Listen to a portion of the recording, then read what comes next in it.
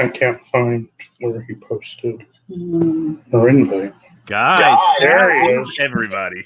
Alrighty. Sorry about that. I was running super behind trying to get here.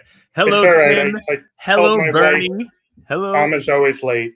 I am always late. I thought that was super apropos. But we did get live, and we are live, and people are checking in. Tim is here. How are you, Tim?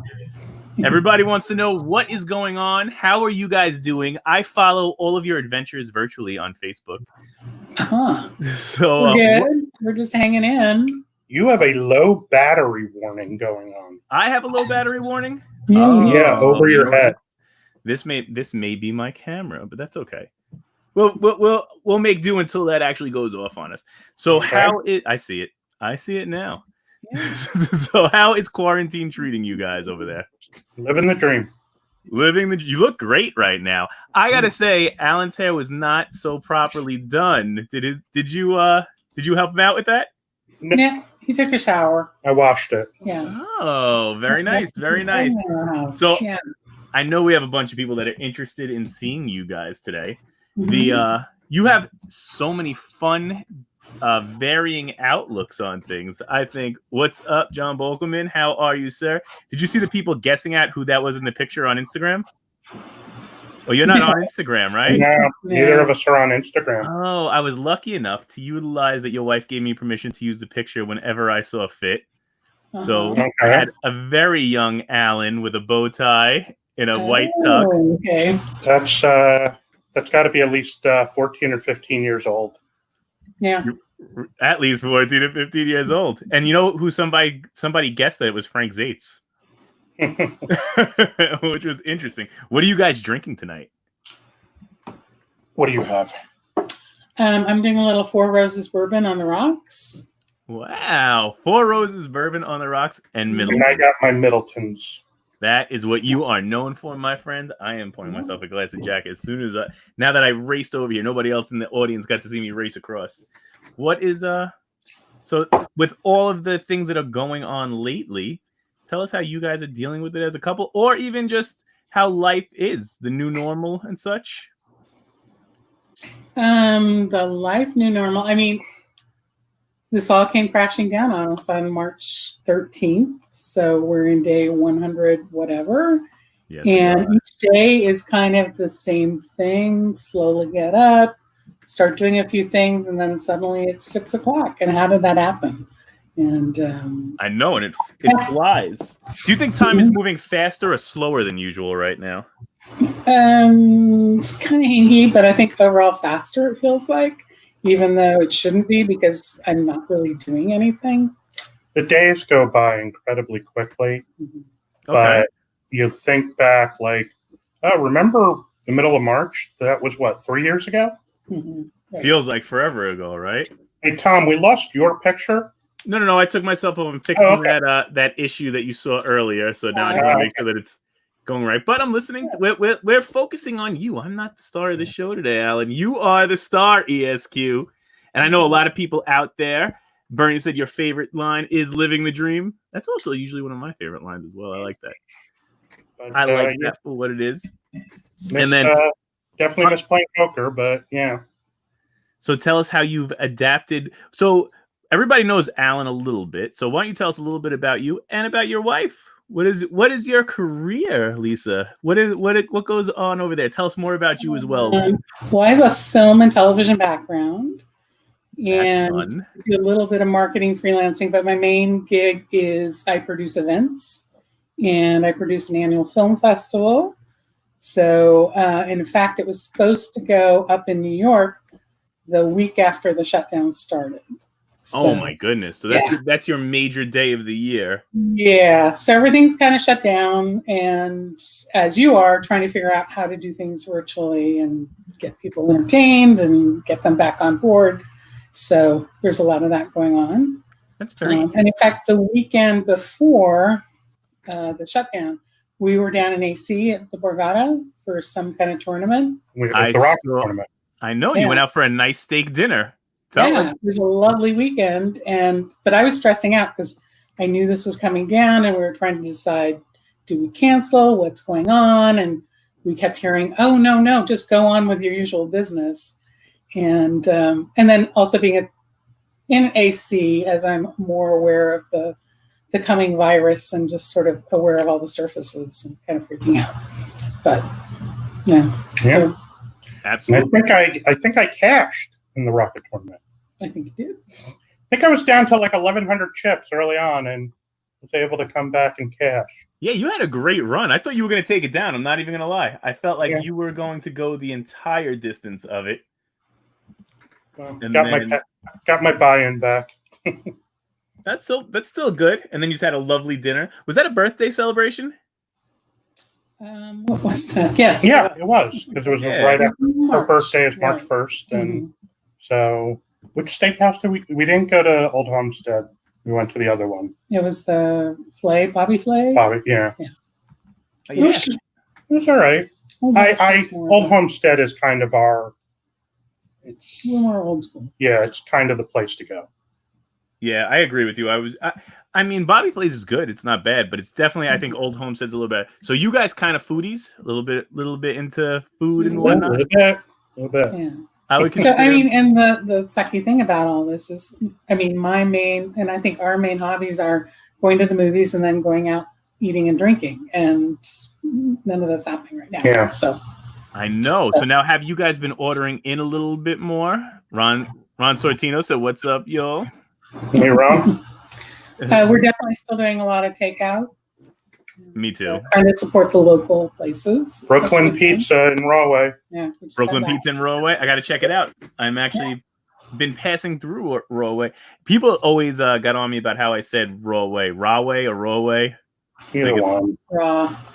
I say Rahway, but I said I'm going to make this a special cast too. I never, ever talk politics, but since I've been watching the two of you, I think you are the perfect example of how two people can have slightly variant views, but still coincide and live happily ever after together.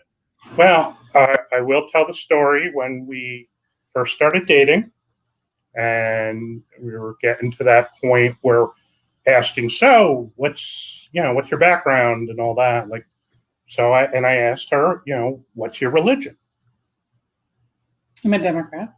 Okay, that's fine. I get it. Seriously, what's your religion? Democrat, seriously. All right, I get the joke. What's your religion?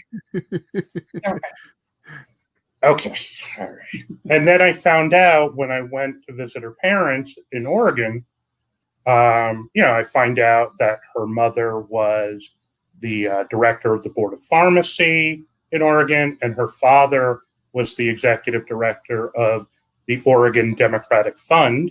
So he was a fundraiser for the Democratic Party. Wow. So she wasn't lying when she said. Like, for example, because my father-in-law passed away a few years ago, at his memorial service were former state senators, a former governor of Oregon. So I'm like, oh my goodness, and when I went to her house where she grew up for the first time, on her wall, like on the walls, are pictures of her mother as a delegate at the 72 Democratic Convention, anti-Nixon posters still up on the walls. Wow. Like, oh, okay, she wasn't kidding about her religion being a Democrat. And, and I think she asked, well, who'd you vote for the last election? I said, Bob Dole. I don't think this relationship's going to last much longer, but But our main courtship was during the 2000 election, and I remember on election night we'd gone to a election night party, and at the time we weren't living together, and so I was taking my cab back to Brooklyn. He was driving back to Jersey, and then suddenly everything started going down the drain for me, and.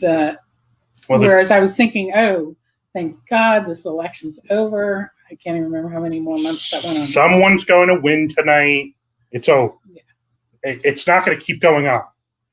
And 30 days later, it was still going on. So, but I think the important thing is, and even though I've kind of switched, I voted Libertarian the last couple elections. Okay. I think the important thing is we both respect each other for having similar values, if not different politics. Because I think in the end, we all want the same things. We all want agree. Freedom. We all want people to have opportunities and, no police brutality. These are things I think rational. Yeah, they're unifying. They are absolutely unifying. Jeff said, my friend's dad says you can't trust Democrats because they want to force vaccines on you that cause autism. Jeff, I think you are a wise man. Your father is a wise man, and it's his friend's dad. His friend's dad. Or your friend? Yeah, I don't know. First off, the Democrats are necessarily pushing that, and then second off, the vaccines cause autism. That's highly. I thought Democrats cause autism. Yes, well, that. That's true too. So Bernie said, "Love overcomes politics," and this is a house that proves it. True that, Bernie. Heather says, "Hi, Alan and Lisa. Thank you for tuning in, Heather. How are you?" So these are fun. I really enjoyed Heather's discussions last night regarding the issues involving COVID. Yeah, current state of events. It's crazy out there right now. I mean, everybody's just insane. I know. I think things are getting tougher because now we're all locked inside. So I really appreciate you guys for coming on here with us because I feel like this is a way for us to connect, right? So I think that's what we've been trying to utilize it for, so that people miss you. Like, matter of fact, the one person that gets it right was one of our meatballs players. He said, "That looks like the lawyer." He nailed it when he saw you in your bow tie on Instagram. Okay. So hopefully we have him tuning in. This kid, he was Chris Vitale, I believe it was. Okay. So this is a way for people to see that, everybody's going through it in one way, shape, or form, but at least we're going through it together, right? So it's not so But yeah, I miss playing poker in person with people because, and I don't play online. I used to years ago, before it got shut down by the U.S. Attorney's Office. But I just don't like online poker because there's no interaction with people. Like the dealers there's no misdeals. There are no, you can't stack your chips. It's just not as social. Yeah, exactly. You're not meeting people. You're not drinking. You're not just enjoying having a good time with it. Heather said lawyers rule. I think Lisa would disagree. Litigators rule. Litigators rule. See, Heather, I go to court. Well, I haven't been to court in 4 months, but you're never going to court again. I know. Ever again? Wow. Yeah, when's the next jury trial going to be? I'm not going to lie, Lisa. I think me and you being more in the production and arts forum are probably further away from our return than the litigators. I think they might have us here. I think they might trump us on being able to get back and around. I mean, he's actually working every day, whereas I'm trying to work every day. And thanks to the CARES Act and some money for self-employed people, I am actually getting a little money that way. So yeah, I do think that's a good thing. All right, so these are some great hot button topics. What do you think of it's running out on the 31st? Now there's a lot of people that are in a certain let's hear both of your sides because you both have probably varying viewpoints here. Do you think it should be continued past into December like some phase 4 workers are petitioning for? Or do you believe the economy needs to get back? Well, personally, I don't see how the economy gets back unless you keep stimulating it with that unemployment, because people are spending, and the whole thing with McConnell and the Republican senators saying, "Oh, well, $600 more a week. Oh, there's this incentive not to work," which I kind of understand because there are some weeks where I'm like, maybe that is more than I would have brought in. But if you pull that away, definitely people in the entertainment business, any of the, like Broadway, that was my clue that things were going down the shitter, was when Broadway closed. And I mean, the New York economy thrives on that. And without the extra $600 a week, it's gone. So, well, I have a little different view, I guess. I certainly understand people's desire to get as much unemployment protection as they can. I don't blame anybody for saying, I want that extra $600. The problem is, one of my clients was explaining that her son was working some part-time job, like at an amusement park while he was in high school, and making like $200 to $300 a week. And now, because he's entitled to the unemployment plus the $600, he's making something like $800 a week on just the unemployment. And my client was telling me, I don't blame him. I should do it myself, because, and I believe that extra $600 was a mistake in the drafting of the legislation, which was drafted over a 24-hour period. And like a couple of the Republican senators were trying to get it changed back. And I don't blame the Democratic senators for saying, no, we're keeping it. But I think it does run out in July, at the end of July. I think that's also an anomaly, because most people, to say that $600 is that big of a deal. For some people, for some kid who's in a snack bar, that's a big deal. But, for most people, okay, so what does $600 a week add up to over a year? That's $30,000, but then where's that money? How many people are living on $30,000 a year? And where's that money coming from? And if you think it should be $600, okay, so where's the money? How about $1,200 for that went to Shake Shack, but they gave it back, or Ruth Chris, or what are the big conglomerates? Well, Shake Shack was busy poisoning the NYPD. So I'm going to keep giving you some of the interjections. We got some stuff. Lisa, why do you hate Trump? Our economy is better than ever, and Trump lets us have freedom instead of the liberals who force us to wear masks and violate the Constitution. Jeff, the question is, why does Lisa hate America? Is that central casting that you're getting these guys from? So, our economy is not better than ever. What is the unemployment rate? And what was the thing about constitutional? Let's see. So we're not forcing you to wear masks, but we are really highly suggesting it. I think we should be forcing you to wear masks, but people are all afraid of all the outcries, so they tiptoe around it. And so then I have to go to CVS and complain to the clerk because he's got his mask down under his nose and freaks out Alan. We almost got into a fight. We went to CVS yesterday, and one of the clerks had his mask under his nose. And Lisa's like, "Oh, sir, you need to wear your mask over your nose." And I was like, "Oh, no," because you see these iPhone videos of people freaking out because somebody's telling them you're wearing the mask improperly or put on your mask.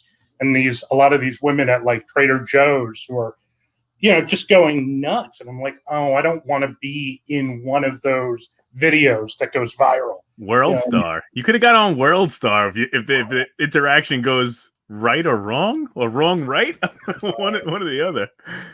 So, but I obviously, and we agree on the mask issue.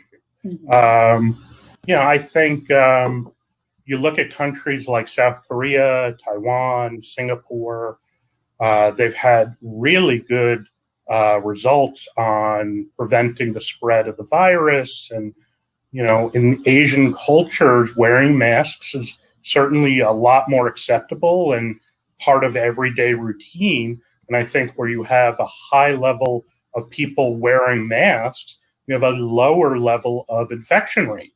And one of the things I think hurt the problem was, and I brought this up with Heather last night, is in February and March, you had Dr. Fauci and the Surgeon General telling people, do not buy masks. And for two reasons, they were saying, one of which was a lie and one of it was true. But one of the lie was masks are not effective in preventing the spread of the disease. And we need masks for our frontline medical healthcare workers, which I always said, that doesn't make any sense. If if they help prevent the spread of the disease for healthcare workers, then how is it that not wearing masks or wearing masks for the general public does or isn't effective in stopping the spread of the disease? That made no sense. And, just a few weeks ago, you had Fauci and the Surgeon General explaining essentially, well, we did that because we wanted people to stop buying masks. And my position was, just be honest about that. Tell the truth. Look, guys, we have a limited number of masks. Supply is limited. We don't want people doing a run on purchasing masks because we need them for our healthcare workers. And if you wish to wear a mask, use a bandana, rip a t-shirt, something. And I think people now, because I think a lot of people are saying, well, I'm not going to wear a mask. And they can look back and say, well, the Surgeon General and Dr. Fauci said, don't wear a mask 2 months ago. And now they're telling us to wear a mask. So are they lying then? Are they lying now? It's getting a little confusing for sure. Yeah. I think he made a great point earlier, Alan. We were discussing this, and you said there is a saying in law. Falsum in uno et falsum in totem. You lie once, it's a jury instruction that you can tell a jury that if you feel that a witness lied once, you are free to believe that they're lying in anything else or everything else they testified about. And that's what happens is if you know somebody who gets caught in a lie once, you are I think you lose credibility. So who are you going to believe now? Who are you going to believe? And then I'm serious. Who are you going to believe now? Look, I believe in the science. So Heather's saying yes, the mask issue will be interesting historically. Good point, Alan. And Jeff says it doesn't say you have to wear masks in the Constitution. Fauci is not God. Why does he act like he knows everything? Well, he is God. Democrats bow down before Fauci. He's our God. And Republicans bow down before Dr. Birx. Well, and then, of course, Bill Gates, of course, is our other God. Well, he does want to put those microchips in us. Once the 5G is all in place. Bernie's input said he said masks would be bought up like toilet paper. We'd have no chance. And they were. There's I think no Bernie's doubt about right. And that's the thing. I mean, people aren't complying with requests to wear masks now. Do you think they would respond to requests not to buy them all up? Well, I think if they weren't going to listen to the lie, then okay, then they're not going to listen to the truth. The bigger question of all this is if we knew this was coming, why wasn't the federal government creating the PPE? They have the ability to dictate that happens. Well, one of the arguments is... we sent it to China instead. Well, there's, I don't know what facts that being necessarily true. So Luke Koch said, hey, guys. So did Jones. Jones actually just checked in. He looks very svelte in his YouTube picture. And he said, Fauci is going to make a lot of money out of this. Yeah, I don't know about that. Look, I have nothing personal. I don't doubt that Fauci and the Surgeon General and all doctors and scientists are doing what they feel is right. I think they're doing what they feel is best. And I think it's important to remember the science should be listened to.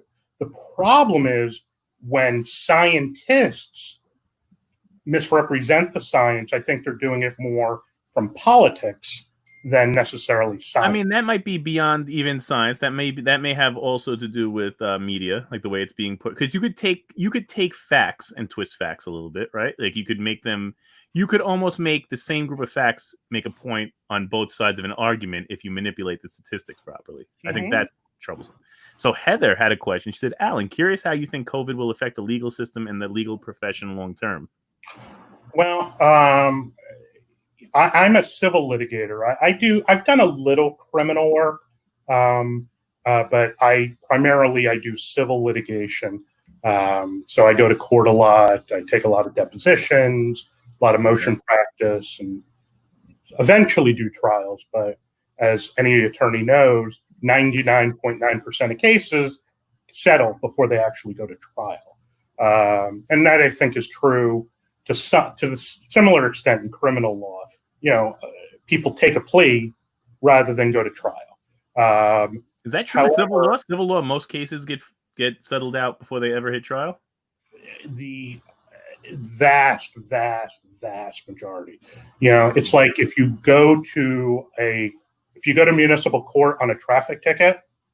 Now, since when I go, the attorneys get out of there first.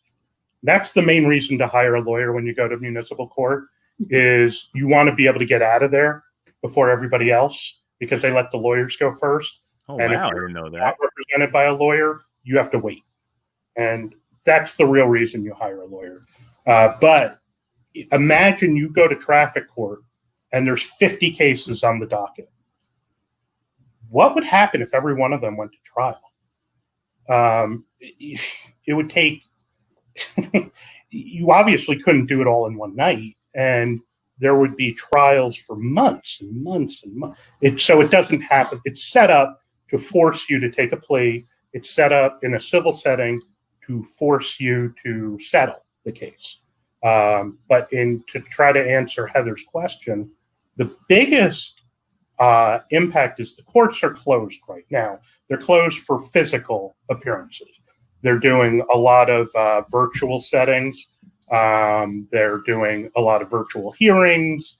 Depositions are being done on over the internet, and motions are being filed over the internet. So it's really, which I think for some extent is really good for me and our clients. Like, I have cases in Camden County.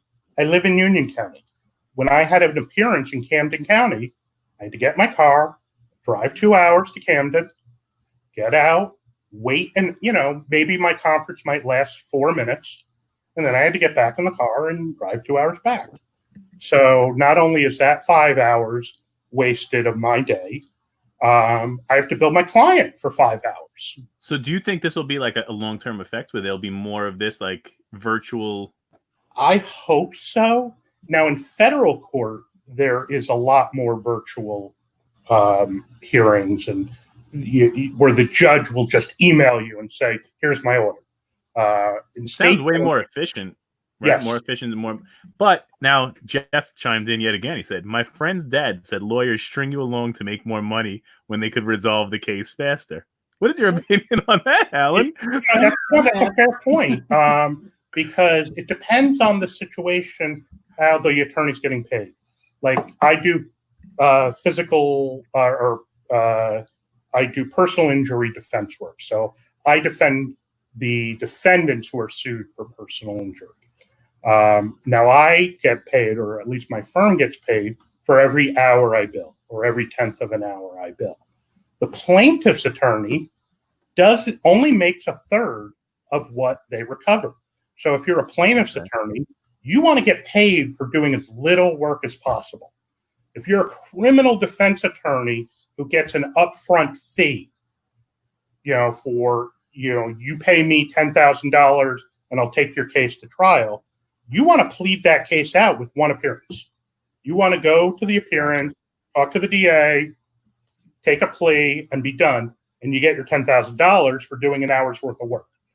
So plaintiffs' attorneys want to do as little work as possible. Got it. For me, it's my incentive to drag out the case. And in defense work, they call it churning a file. So it's doing unnecessary work to build up your billable hours. But for me, my position is, if I do that if I show my client, look, this strategy will cost $10,000 in billable time, and this strategy will cost $25,000 in billable time, I'm taking the shorter one to get out of the case quicker, then my position is that client will send me more work and hire me more often because I'm saving them money. All right, so it's good business. Short-term versus long-term goals. Absolutely. So now John Bolkelman chimed in. He said, "It's simple in my eyes. All the major issues with masks occur on private property. It is part of the dress code to be on premises. In my company, it's the policy even in states that don't require it. You don't like it, you can't be there, same as requiring shoes. Yeah. We don't violate your rights by making you wear shoes at Dick's Sporting Goods. It is our rules. Don't like it, go somewhere else." And then Jonesy said, "My president does not lie." That was his statement. Okay. Which is interesting. You know what I find? Yeah, right. I find it very interesting that Alan is a little bit of a self-admitted troll, and I think Jeff is the only one on here that is trying to give it to Alan about as fast as he can. And don't worry, guys. Listen, Bernie, Tim. If Tim is out there, I don't know if he's watching right now, but welcome to chime in. Everybody's welcome to partake in this. And if you want to get, oh, you know what? John had another comment. That I do want to finish answering Heather's question now. Oh yeah, go ahead. I'm sorry. Differences. I think the biggest impact is because right now the courthouses in New York and New Jersey where I'm admitted are closed, even though there are virtual hearings to move cases along. But there are no trials going on. Mm-hmm.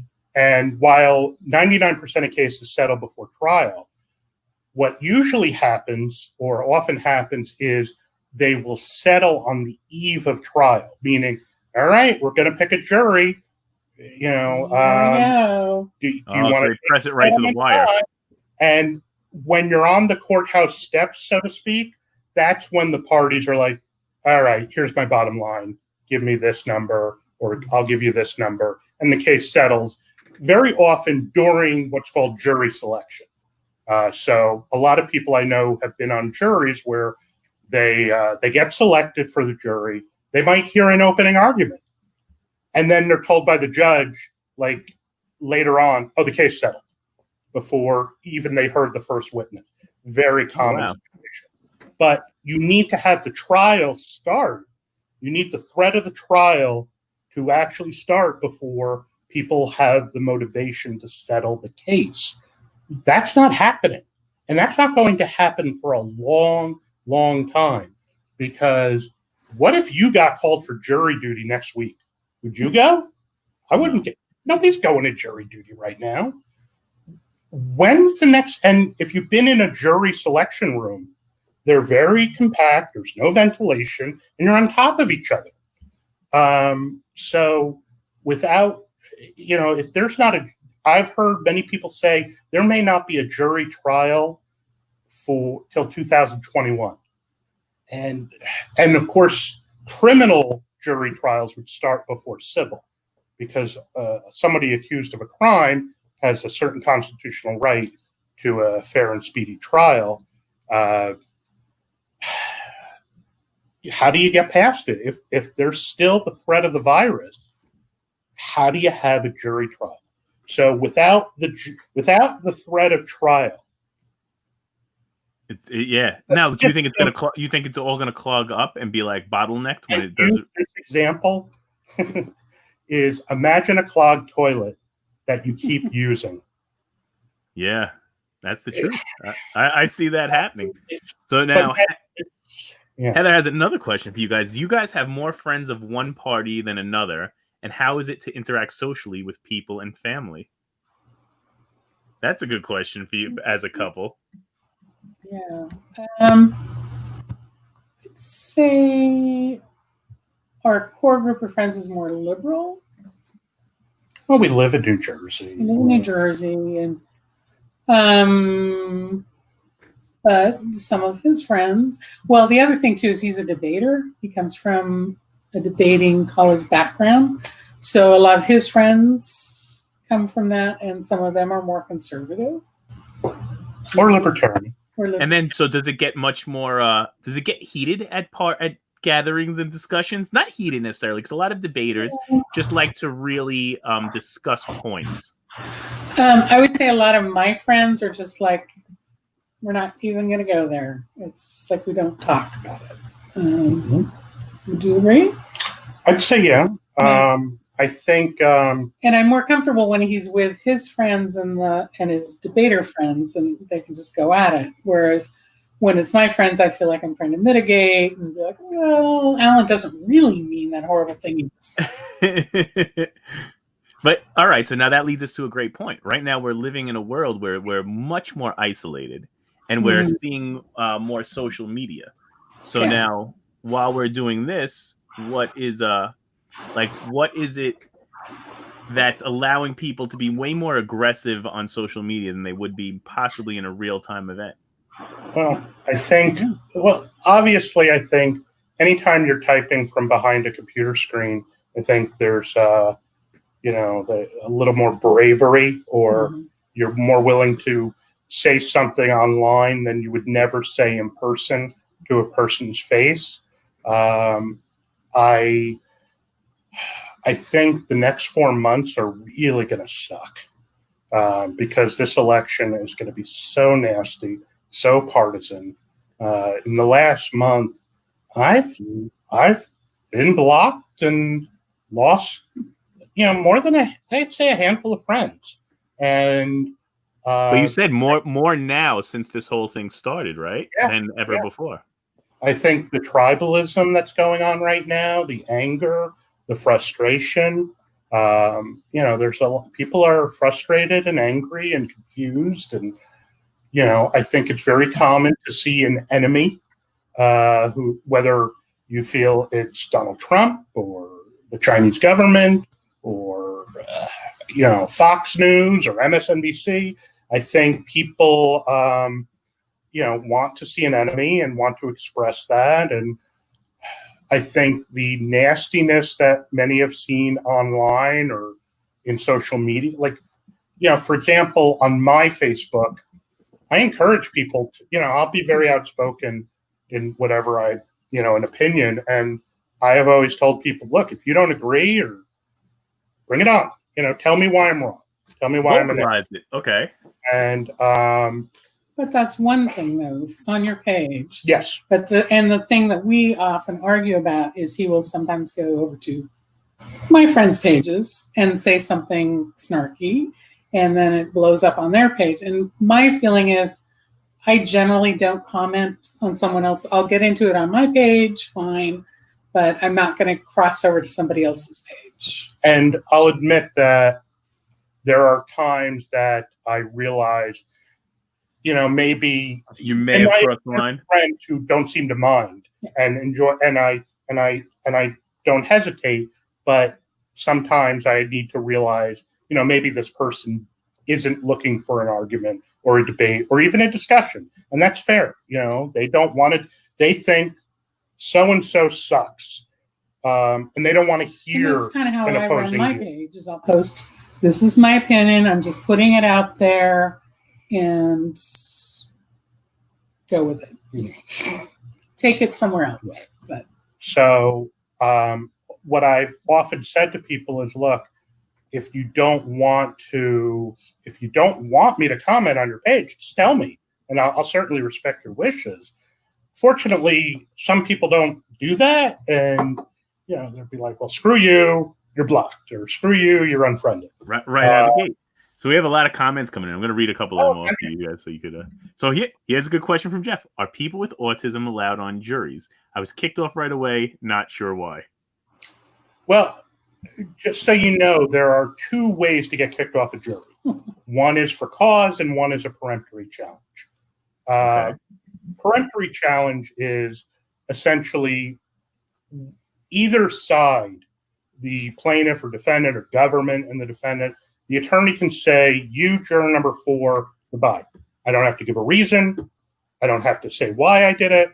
I just say, that juror, you're gone. What'll often happen is more people get struck for cause, for a reason. Like the first trial I ever went on was a car accident case. And in New Jersey, they asked the jurors, what's your occupation? And juror number 1 is a school teacher. Juror number 2 is a postal worker. Juror number 3, what's your occupation? I'm an automobile claims adjuster for Allstate Insurance. And the whole room just started laughing because it was an auto collision case. And, as a young lawyer, I'm like, What do you mean? You're not supposed to know it's about insurance, but everybody knows.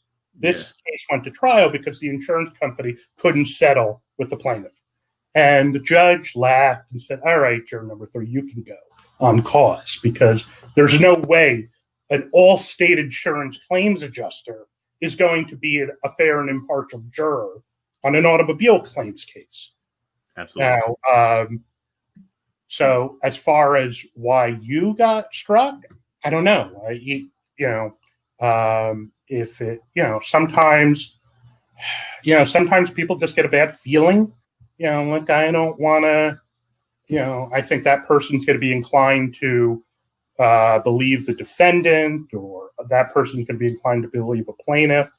For example, I had one attorney, an older attorney who just passed away, said if you're a plaintiff's personal injury attorney and one of the potential jurors is in law enforcement and you keep them on your jury, you have committed malpractice. Because a cop just doesn't buy what a personal injury plaintiff is saying. You're all lying. So, gotcha. And he was a defense attorney saying, but if you're a plaintiff's attorney and you leave on a cop on a jury, you have committed malpractice. So I do not believe there is any rule that says somebody with autism can be dismissed for that alone. Yeah, definitely. I'd also remember a jury is made up of either 6 or 12 people who either couldn't or didn't want to talk their way out of jury duty. Think about that. That's a very interesting statement, right? There are people who want to be on a jury for whatever reason. It's their. I want to be on a jury. It's my civic duty. Right. I'm not gonna lie. I personally have always wanted to be selected for a jury, and I always get dismissed. And I was selected for a jury my second year of law school. And everybody kept, the judge, the clerk were like, oh, you're a law student? Do you want to go home? I'm like, no, I want to see a trial. And I actually talked my way onto that jury. Oh, good for you. But remember, it's people who didn't want to talk their way off a jury or couldn't talk their way off a jury. Very interesting. Very interesting. So now we got a ton of stuff coming in. So let's address Rob Langworth. He said she thinks everything should be free. We give money to everybody. Do you agree with that, Alan? Unicorns and gumdrops for everyone. Ponies. Ponies. So extreme. Jeff also chimed. Obama was. Oh yeah, you gonna pass this one? Obama gave everything out for free because he's not a U.S. citizen. It has been proven. So what country was it a citizen of? Sorry. I just want to say something about President Obama. Go ahead. I think it is a wonderful thing that a poor child, a child born into poverty in the streets of Nairobi, Kenya, grew up to become president of the United States. That is a wonderful, wonderful story of how great America is. Bernie said, people, it's a joke. See, if you have I wasn't even gonna let you cleanse, but it's a joke. I was gonna let it run. Then Bernie said, I agree it's going to be nasty, but the lawlessness is out of control and people are getting fed up. Which I think that's one of the bigger problems, that people are getting fed up and don't want to be the position we're in anymore. The Lukács says Chinese government plan to get rid of Trump because he stood up to them to make the fair trade deal. Can you confirm or deny that? That's another good question. To address Bernie's question first, I think there really is two sides on this. That if you were a rational individual, you watch that video of what happened to George Floyd, you were just horrified at what happened. And I will say that, Black Lives Matter. I have no problem saying this. And I have no problem saying that when people respond, well, all lives matter, I think you are negating the concern of the Black Lives Matter movement is trying to get out there.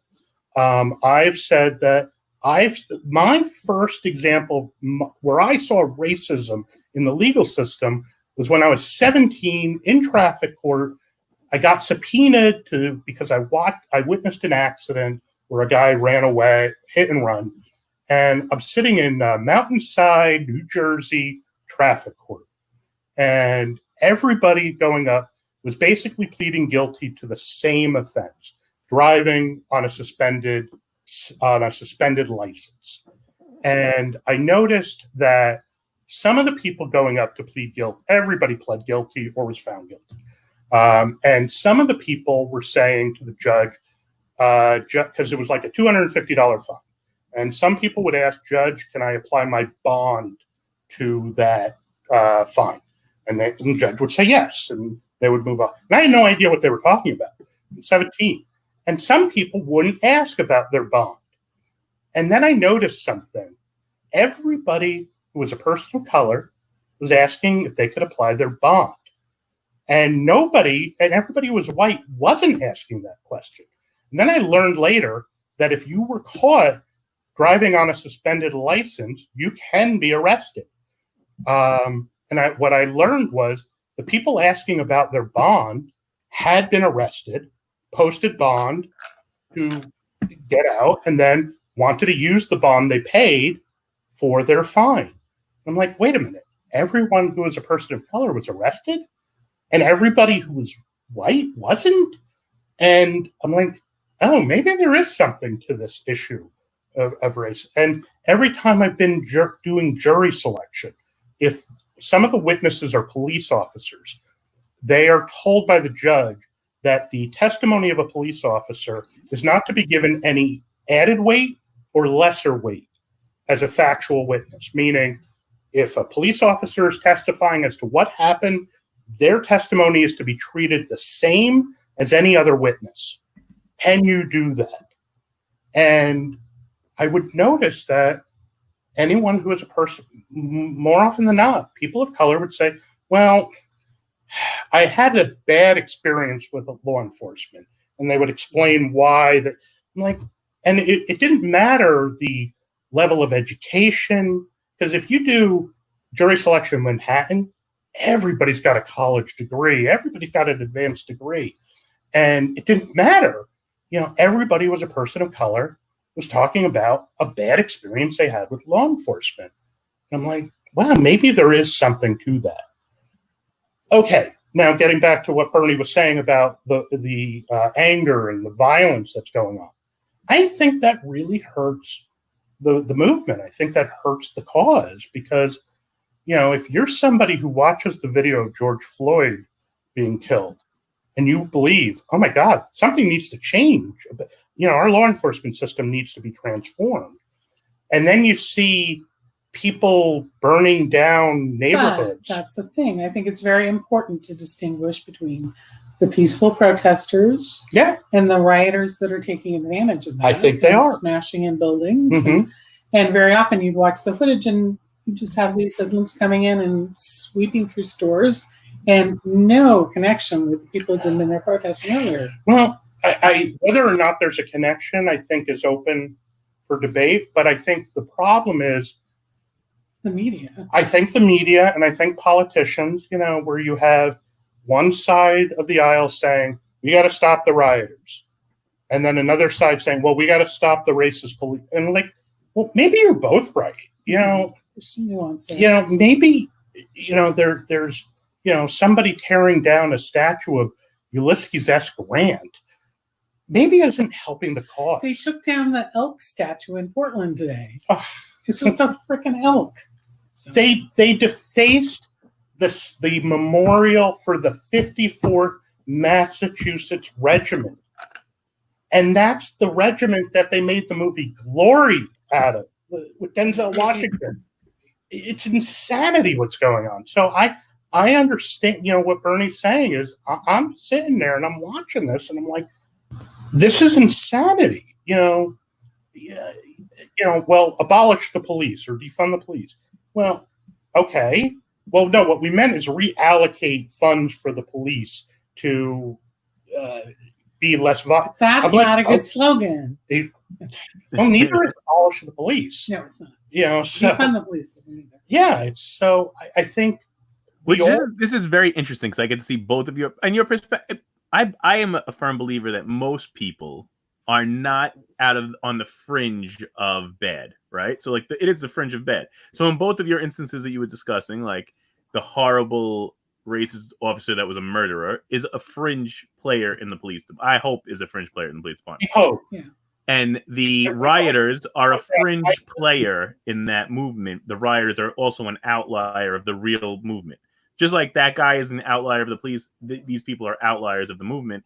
So but I agree. Lisa says the media focuses on, but that's what it's important that there's so much information out there right now, right?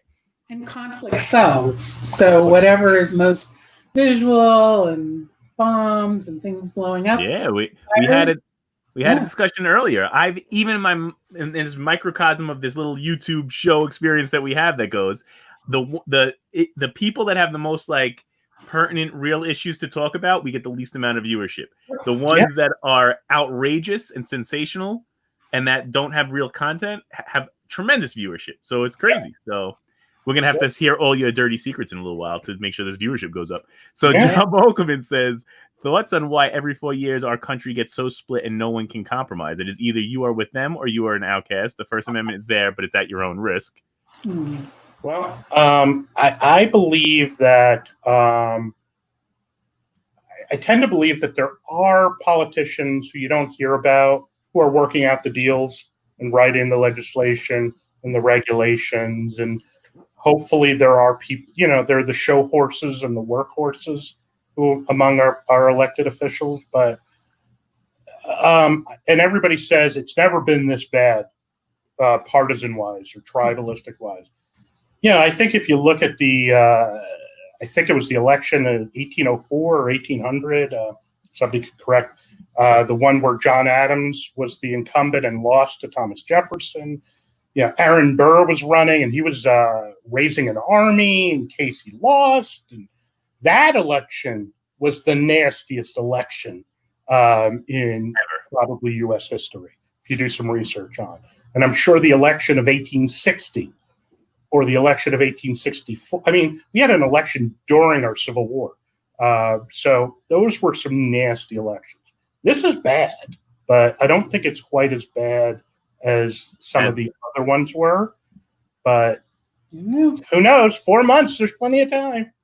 So now it's true. Ron Sortino chimed in. He said, Alan, I'm not sure if you could answer this question or not, but I'll shoot it out anyways. Some governors shrug off the mistake of mandating nursing homes taking in COVID positive patients because they had the beds saying other states did it before then they were just following in suit. Now, if a resident of one of these nursing homes contracted and or died from COVID because of one of the admissions, could the families look to take legal action against the governor because of the mandate? Well, there's a lot of issues that comes up. I know some people are talking about qualified immunity, which applies to police officers being immune from civil suit. There's also a concept called sovereign immunity, which means you really can't sue the government except in certain instances as a result of the actions they took. And I believe Cuomo, for example, gave some immunity to nursing home director. So there's going to be a lot of time. There will be a lot of repercussions, so to speak, about what happened over these past few months. And I think Heather is probably somebody who might have more analysis as to how the nursing home regulations operated, why they did what they did. And, certainly I think, I'm more inclined to question things what Cuomo did, but I'll be the first to admit I don't know all the details. That being said, generally, if you can show that a nursing home or an assisted living facility was negligent, and that negligence caused somebody to get sick or pass away, you generally have a cause of action against that facility. Now, whether or not certain immunities are going to apply, I don't know. Well, I think in terms of the nursing homes themselves, they've decreed that they aren't going to be. You can't sue the nursing homes. Well, I definitely think they have an argument if they were complying with what the government told them they had to do. Then I think they have an argument that they shouldn't be subject to civil liability. But I don't do plaintiff's work, and the plaintiff's bar, if they see an opportunity to make money going after facilities and they can get money as a result of lawsuits, they will do it. And like you were saying, that most settle out before it ever goes. Well, assuming they have a case, what will happen is you file a suit.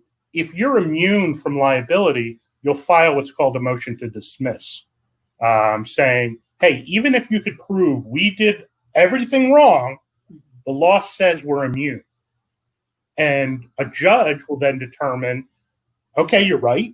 Your case is dismissed. Like, we agree, they might have screwed up, but the law says you can't sue them for whatever reason. So it really depends on whether or not those motions to dismiss will survive. And what happens is, if the motion to dismiss is denied, and then there's a summary judgment motion later on after discovery, what'll happen is a judge will say, you know what, whether or not they were negligent is up to a jury. I'm not going to make that decision. Then there's going to be a jury trial. Now there's leverage to settle. And the same thing with criminal justice. If there's a trial, criminal lawyers can confirm this, there's a trial, that means the judge thinks you're guilty. Everybody says, oh, the judge is a neutral arbiter, the defendant, the prosecutor, but the judge just rolls down the middle. No. If a judge thinks there's no probable cause for that this defendant committed the crime, the judge throws out the case and says, I'm not taking this to a jury. You didn't, there's no evidence. So if the judge lets it go to the jury, the judge thinks you did it. Wow, I didn't know that. I definitely didn't know that. Jeff is chiming in. He said, Alan, you're talking too much. We want to hear from Lisa.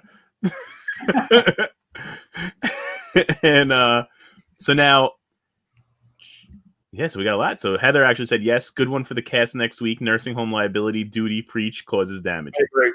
Yeah, no, it's a really tough issue.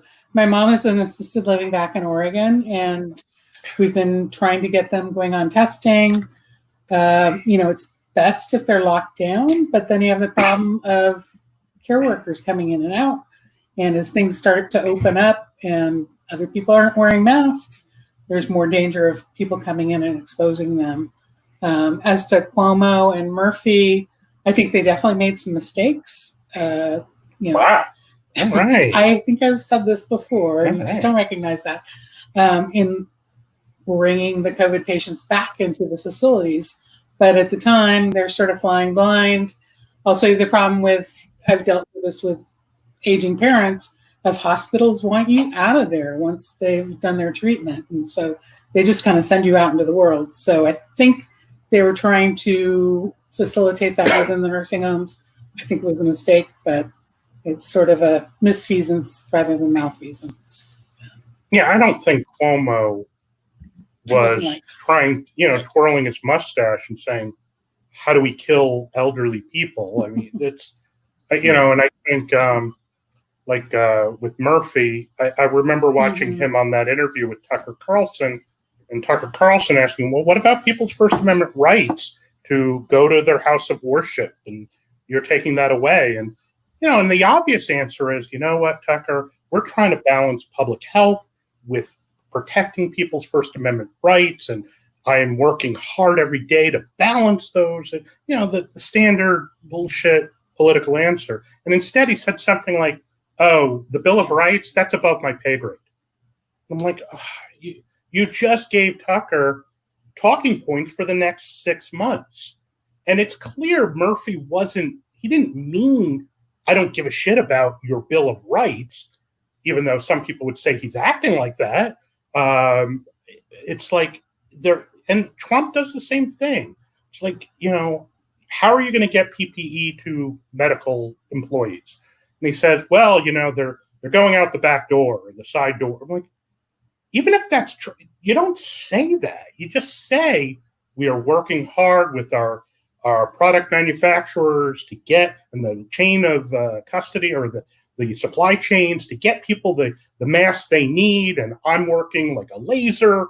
I'm working day and night to ensure this happens. And, So Lou Koch says, does anybody believe George Soros has anything to do with paying for the violence through Antifa?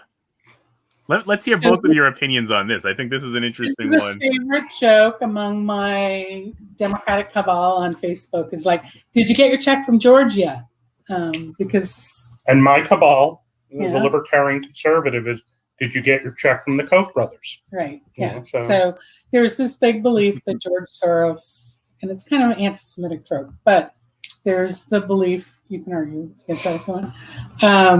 It's out there in the world, but Antifa, I'm personally not a big fan of Antifa. I think a lot of it is just in Portland, where I grew up. There were quite a few sort of anarchist Antifa types who just like confrontation and going up and knocking things over and setting trash cans on fire. So I think there's a lot of that energy in the movement. And I think it also is a danger to legitimate protest.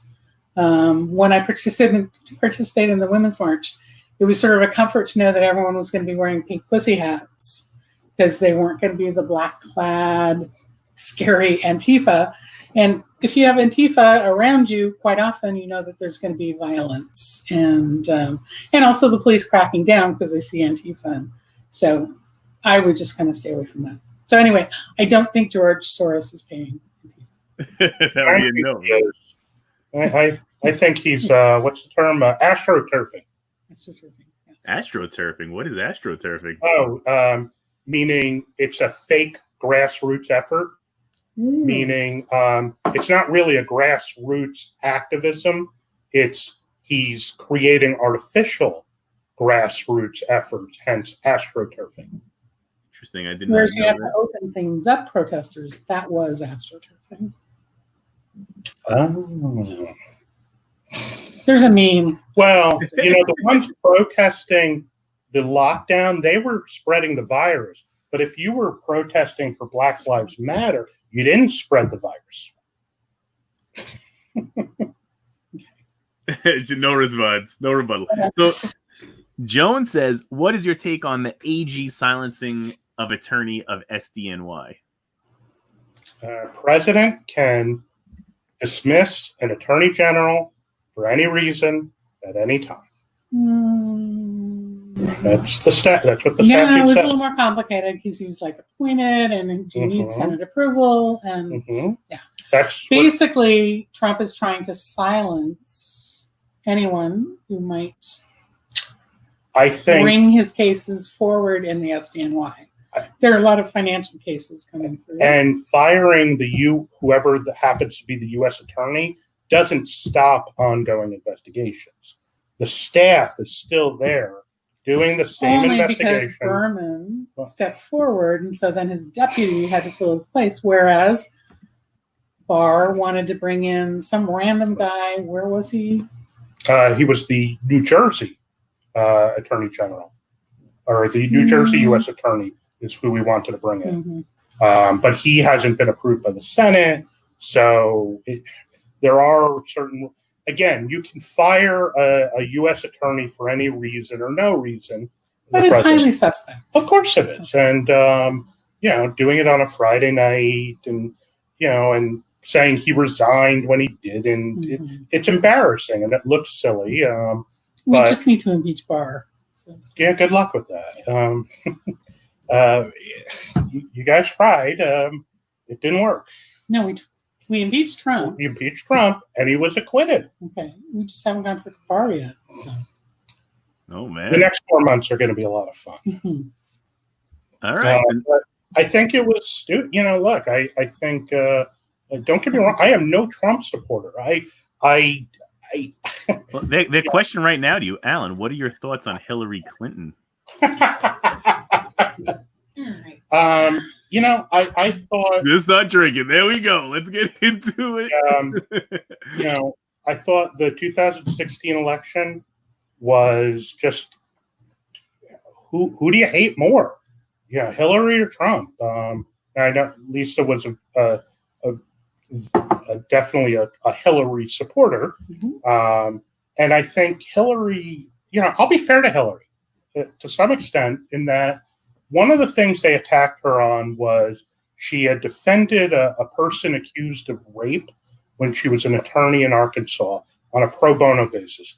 As an attorney, I can be assigned a pro bono case for a criminal or certain civil matters. And I was assigned a pro bono case about 10 years ago where I had to defend a guy who was in a parole revocation hearing. And I didn't get paid for that. And, I had to make 4 appearances, and it was a lot of money I lost doing my job. And she was assigned a pro bono case to represent somebody accused of, I believe, raping a 13-year-old girl. I mean, just a horrible, horrible case. And the story about it was she did an amazing job. She investigated all the incidents. She investigated the credibility of the witnesses. And she basically challenged the credibility of the accuser, who was a 13-year-old girl. And people vilified her for that. And I'm like, well, that's her job. As defending somebody who is accused of a horrible crime, our system of justice requires that they get a zealous defense. And as long as it's within the law. And everything I read about that incident, it's like, oh my God, she did a great job. She zealously defended this guy, and she didn't get paid. She did it for free. I'm like, wow, that's impressive.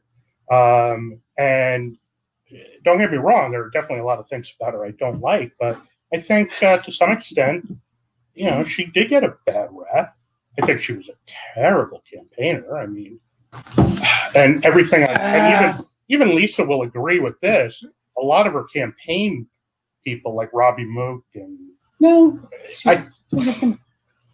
I think her she lost in 3 states. 4.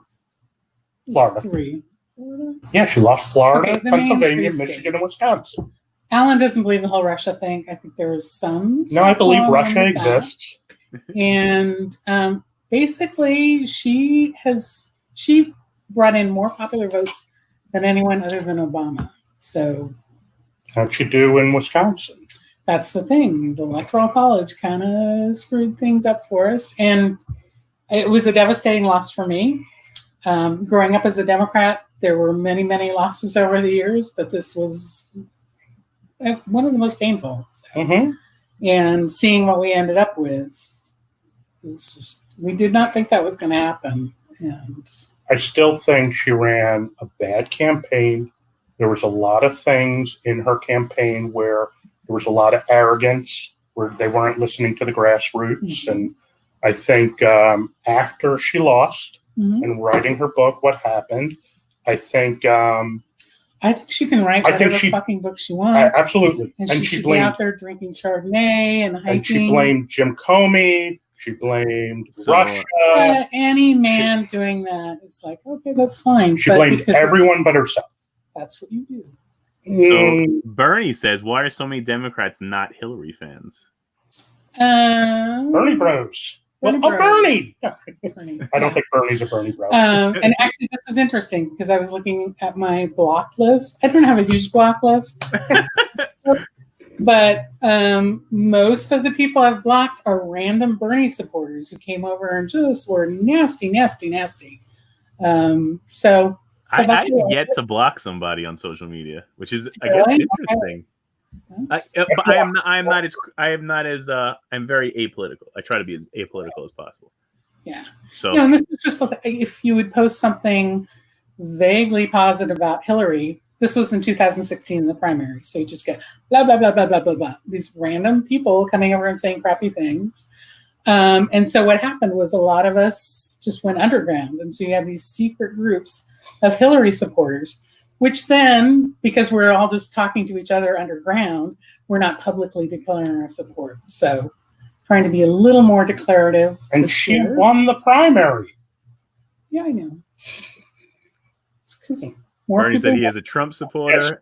No, Bernie. And Jeff said Hillary is part Russian. Look it up. Could be. Okay. So, all right. Jeff also says Jeff has a lot of information on Hillary. Hillary Clinton is a criminal and supported Bill Clinton, who slept with young girls provided by Epstein, then had him killed. Who is Jeff? That is Jeff. I believe it's Jeff Boyle. Jeff, I now know why you got dismissed from that jury. So that's what we're hearing here. Bernie has a question. He says, "Who do you believe will be Biden's VP pick?" Who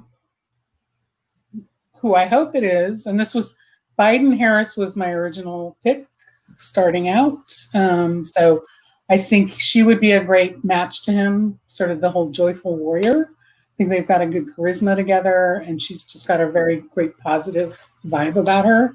But there are so many great, and he has said he'll go with a woman. Val Demings is good. Stacey Abrams, I think, is still a little too new on the scene. You like what, Tammy Duckworth, or was it?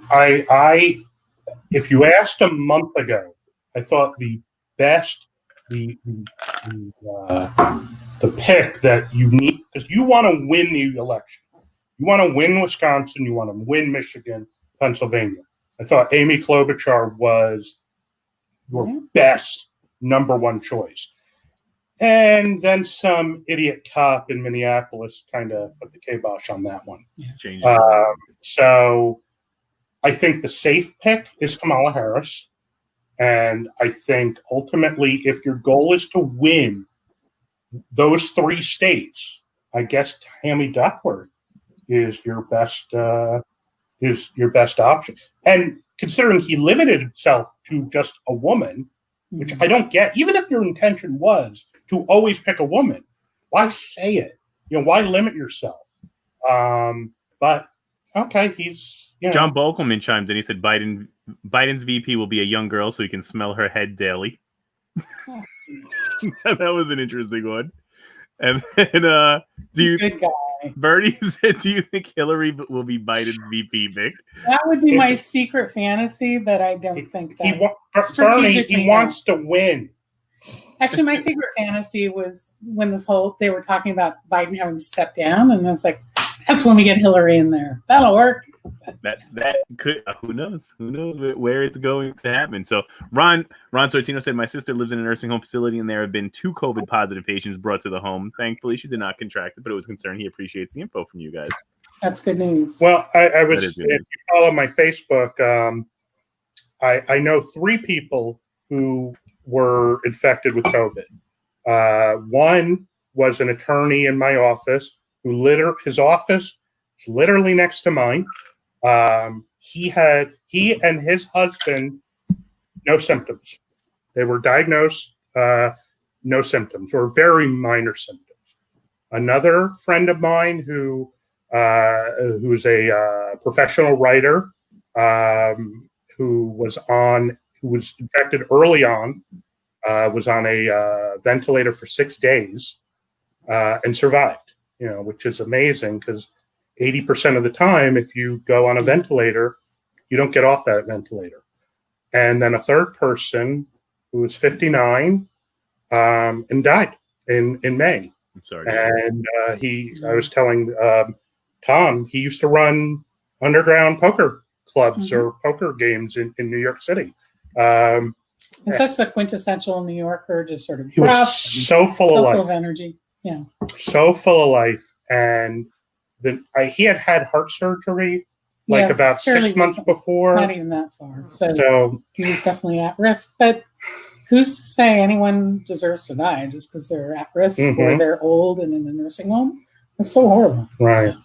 That is tough. Like this is a I think that's one of the problems with the world, right? Like everybody makes it a them problem, but it's really a all of us problem. So yeah. And I think the people who, and if I didn't know those 3 people, I might be inclined to think, well, maybe this isn't real. Maybe this is being an overhyped flu. But the fact that I do know people who have died or nearly died, oh shit, this is real. I mean, you could certainly disagree with the public health policies, but this is not just the flu, right? So. And the virus doesn't care about your politics. That's a very quintessential point, but it's funny that the virus doesn't care about any of our politics, but politics care so much about the way they're playing to the virus, which I think is. Yeah. I think that's I don't know. I have no answers for that, so I don't think anybody has answers. I mean, right. we're just wear your mask. That's I agree with that. If you're outside or in a store or something, just put on your damn mask. I'm surprised Tim isn't here because Tim is one of the people that tells me 100% this is America. I am not wearing a mask, and he actually stated. So now here's a good question for you because you're part of our poker league. I am very fencing. Like, I don't know when our return will be. I think we're already getting offers to return to some of the bars, but I don't know if I'm legally able to as of yet. And then that's one question. 2 is socially responsible. I want to make sure I do the most socially responsible return that I can.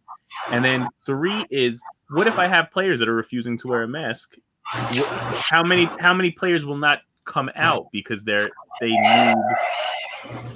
Well, look, if you have players who won't abide by your rules or the rules of the bar, then, like you have one rule, basically, you don't get physical, No physical violence. And bust chops and break balls and get angry when they have a bad beat.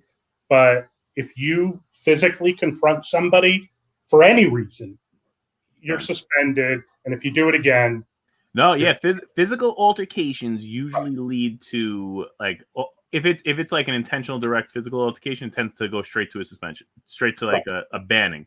The suspensions usually happen when it's building 2, but there wasn't an actual touching or assault, because that gets super sticky. But like once you assault, that's it. It's over. Like, I can't keep you. That's not the way to. I mean, that's a whole nother animal. And then Bernie said he misses playing poker with you, Alan. I want to thank you for turning me on to the green t-shirts. There you go.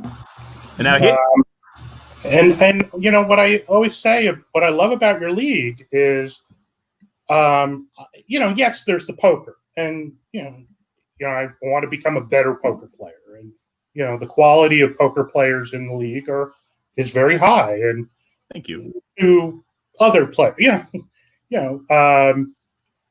but I enjoy the social aspect and the people I've met. I have made probably friends for life just as a result. And I've only played in your league since a year and a half. I mean, so it was October of 2018 was the first game I played at Meatballs. Mm-hmm. And I think Jose was the tournament director. And I'm like, hey, I see you guys play every Monday. How do I, do I have to join or something? And I'm like, nah, here's an extra 5,000 chips or whatever. I'm like, all right, or 2,000, So, and you were a great addition to the league. I feel like you are right up there with the birdies and the people that everybody attracts to and has a good time with. And we've got to get Lisa involved. Lisa has yet to come out to one of our nights, I think. I'll come drink. How's that? But that's what we are. We're a drinking league with a little bit of poker tossed in. It's a gambling problem. Exactly. That is exactly what it is. So now, Bernie asked, he said, we've had people breaking the rules before COVID. What makes you think they will follow the rules now? That's an excellent question. What's funny is COVID actually, I had people under suspensions for like 3 months, and then the suspensions were just coming up, and I was going to have to deal with the lifting of it, and bang. Then I tossed COVID into the media, and now I shut down everything for another 3 months so it could cool off more. I gotta think. Look, you have a right to run your league how you want. Mm-hmm. The bar owners have a right to run their bars how they want, as long as they comply with the law. And there are you and I both know there are business owners who are violating the rules under the radar. I'm sure there have been barbers who have been doing business when they're not allowed to. And then you have the people who go on Fox News and say, I'm opening my gym up. I don't care what Murphy says. Send the state troopers. And the next day, the state troopers come. And you're never going to win that battle. And I understand they want to create a confrontation for political reasons. and that's fair if that's what you want. It's going to cost you $50,000 in legal fees, and and probably you're not going to be able to reopen for 3 years. But good luck. But obviously, I think it's your game. Yeah, so. It's your game. It's their bar, and if you say, "Look, you got to wear a mask," you get. They don't, and they say, "Well, I'm not coming because you're going to make me wear a mask." That's their prerogative, right? I know that's a difficult one. These are difficult questions. So, Alan, if you had to vote for a down-to-the-felt player for president, who would it be and why? And who would be the worst president and turn us into utter chaos? Cannot be Tom or Glenn. Okay. Go ahead, Alan. The same person for both, best and worst. Frank Zaitz. Frank Zaitz for president. We need to start that hashtag. I love that hashtag right there. Lisa, you've yet to meet Frank Zaitz? Yeah. But he is, I'm going to type that in right now. I'm going to start that hashtag for president. Be your catchphrase now from your line. So, Frank's got a heart of gold. He does have a heart of gold. I agree. So, best and worst and why? Heart of gold for best. Chaos within 2 weeks. And it would be chaos in 2 weeks. Seattle Chaz. The whole U.S. would be Seattle Chaz. I agree. We have a lot of comments coming in back and forth. This is interesting. This is my first time ever letting anybody talk politics on the post. I'm intrigued with it. I think it's fair because we have two sides and it's in the same household. So, how do you guys? So, usually, do you ever really discuss it in home, or is it more of a joking back and forth and? Yeah. For the most part, we try to keep it bantery, but I would say, just as Alan was saying, things are getting more serious. I think our discussions are getting more heated. And try to. And fortunately, we don't live in Florida or Ohio or Michigan. Right. So actually, our votes don't. So our votes really don't matter. And I've told, I've said, I'm probably 80 to 90% going to vote Libertarian. I'm open to buy, but I'm open. Okay. But, look, but again, my vote, who cares? We already know how New Jersey's going to vote anyway. I mean, on most issues, definitely social issues we agree on. So we have that we can talk about. But on economic issues, certainly we disagree. And I think what really pisses Lisa off the most is when I, write something that, look what, look at Biden's bankruptcy law or his crime bill from 1994. Just leave the guy alone. Okay. I think if I criticize him, it's not going to change one person's vote. Well, you devalue. People look up to you and they look up to your opinion. And the same thing that happened with Hillary was like people who didn't like her just kept saying crap about her. And then everyone's like, I'm not going to vote for her. So your opinion matters. And the way I look at it, so Lisa believes you have 3% of the vote. Mm-hmm. So I am in the top 3% of Americans. And what did that do for you? It made me feel better. Okay. And yet you ended up with Donald Trump as your president. How did Jersey vote again? Yeah. In fact, I will say this, that Hillary won the popular vote by, I think, 2 million votes. Uh-huh. Gary Johnson 3 million votes. Gary Johnson got 4.5 million votes. If you're a Republican, a registered Republican, and you are I can't vote for Trump. I just can't vote for him for whatever reason. Mm-hmm. But you still want to vote. You're saying, I'm not going to stay home. And I can't stand Hillary and I can't stand Biden. Oh, I got this Gary Johnson guy who was a 2-term Republican governor of New Mexico and he's a libertarian. Person. We don't even know who she is. But I'm talking 1996. Okay. An argument could be made that if not for the libertarian candidate, Gary Johnson, Donald Trump wins the popular vote. Okay, but what about Jill Stein? What did she get? Like 50,000 votes total? Her difference in all of the states would have put Hillary. Well, lefty radicals who voted for Jill Stein, they're your problem. I'm a libertarian. Interesting. I didn't even know that. And the term organized libertarian party is an oxymoron. So John Bolkerman wants to know, what are each of your thoughts on capital punishment and go? My view is death row should be used when you are on trial, but when the trial is over, so are you if found guilty, but only if on video or 100%. What are your thoughts? Yeah, I don't think we should be in the business of killing anyone. I just think we need to just lock them up and not let them out. So letting them out early is the problem. I think there's only one time capital punishment is justified. If somebody is driving slow in the left lane at or below the speed limit, I believe in summary execution without trial.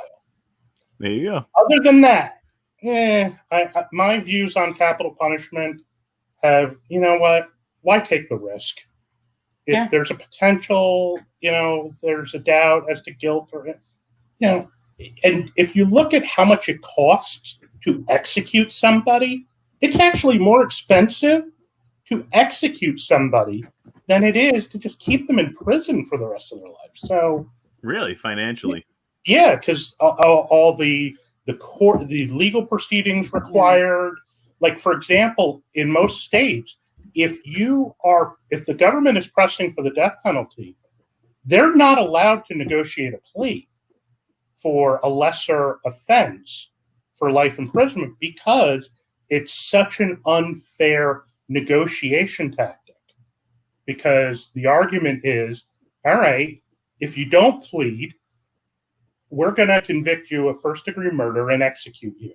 Wow. So what do you want to do? Do you want to take the lesser charge and get life in prison? Or do you want to take the risk and get convicted of first-degree murder and get the death penalty? So you're actually prevented from pleading at that stage if the state is going to try to kill you. Oh, wow, So I did not know that. It creates more problems than it's worth. And, I don't think it's an effective deterrent. So interesting. John Williams said a 40 caliber will do it. 25 cents.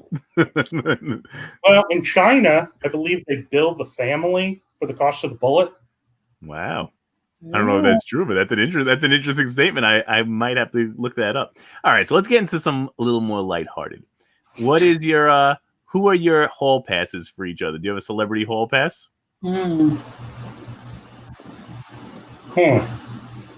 haven't really negotiated that, have we? Who would you like a hall pass for? Who would I like a hall pass for? These are good questions. See, these are the things people want to know. We're on the After Dark segment already, so go ahead. We'll let it happen. Like whenever I try to think who I'd like, okay, John Hamm would be great. But then I try to think of, would we get along? How would that work? I don't know. Oh, He's worst not drinking now. is when you find out your hero is an idiot or a jerk. Like one of my favorite actors, or I think both of them, is John Cusack. Mm-hmm. Okay. And apparently he is a horrible, horrible human being. Really? Nasty to support staff, nasty to co-workers, just a horrible. Allegedly. Well, we know he's an anti-Semite, based on what he's written. Allegedly. She said allegedly. Yes. But, so they always say, don't meet your heroes because you're only going to get disappointed. So. Interesting. Are you avoiding the question, Mr. Captain of the Debates? By the way, Alan has debated Ted Cruz in the past. Is this true or untrue? I did. I debated against Ted Cruz, and of all the debaters, and because I was in my college debate league, of all the debaters I knew, he was the best debater I ever saw. Really? And just so you know, half the debate league loved him, and half the league hated him. Polarizing. And the best way to beat him, because the league, I was in a parliamentary debate league, so it was geared for out of British Parliament. So there would be cases, you would argue anything from the Soviet Union and the United States should dismantle all their nuclear weapons, or you might spend an hour debating whether or not Luke Skywalker should join the dark side. So there would be humorous cases and serious issues. The best way to beat Ted Cruz in a debate was to just make fun of him. Really? And he would get frustrated? Seems like a good debate. Yep. And which is what Donald Trump did. He beat, it's not that he beat Hillary, the amazing thing. He beat 16 other Republicans who were all more qualified, were elected politicians who had been elected to office.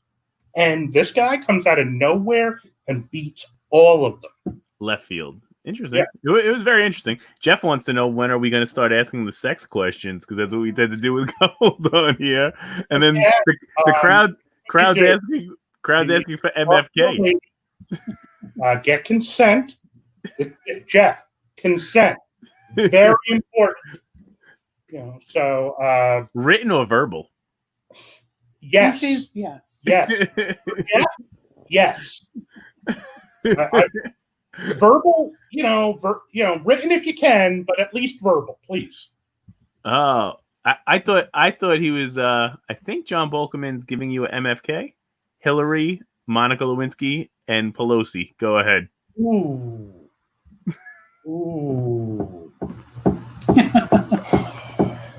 I'm not going to think of this one. Mary fuck kill. You know what? I'm going to say marry Hillary.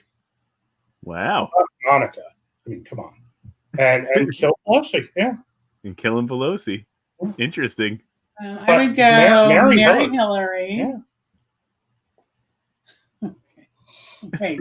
Marry Pelosi, fuck Hillary, and kill Monica. Oh, wow. You went totally to the other side of that. Yeah. Couldn't quite do Pelosi. You got to marry Hillary because that's your best way of getting the power. Yeah, Pelosi's got some power, too. No, but marrying Hillary. Okay. Work for Bill. Almost guaranteed presidency. So...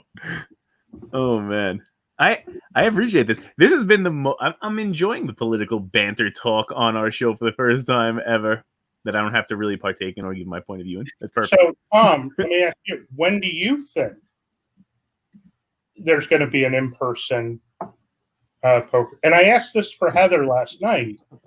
I asked Heather, what do you need to see before you are comfortable enough to go play an in-person poker game? So I asked that question to Tom. What do you need before you are comfortable enough to say, all right, we're having our first in-person poker game at this bar? All right. So now I think there's two totally separate questions here, right? I think it's, what do I feel like I need to see to have me go play at a poker game? Or what do I need to see to open myself up with my business to put other people at risk at a poker game? So I think it's a much bigger question. So like, I can't really I can make the decision for myself much easier than I could make the decision for Roger Dodger or Mike Tango or any of the older gentlemen that play in our league, or younger, anybody. Like, I have to be conscious enough to know that I might be making a decision for somebody that would not make the right decision for themselves, if that makes sense.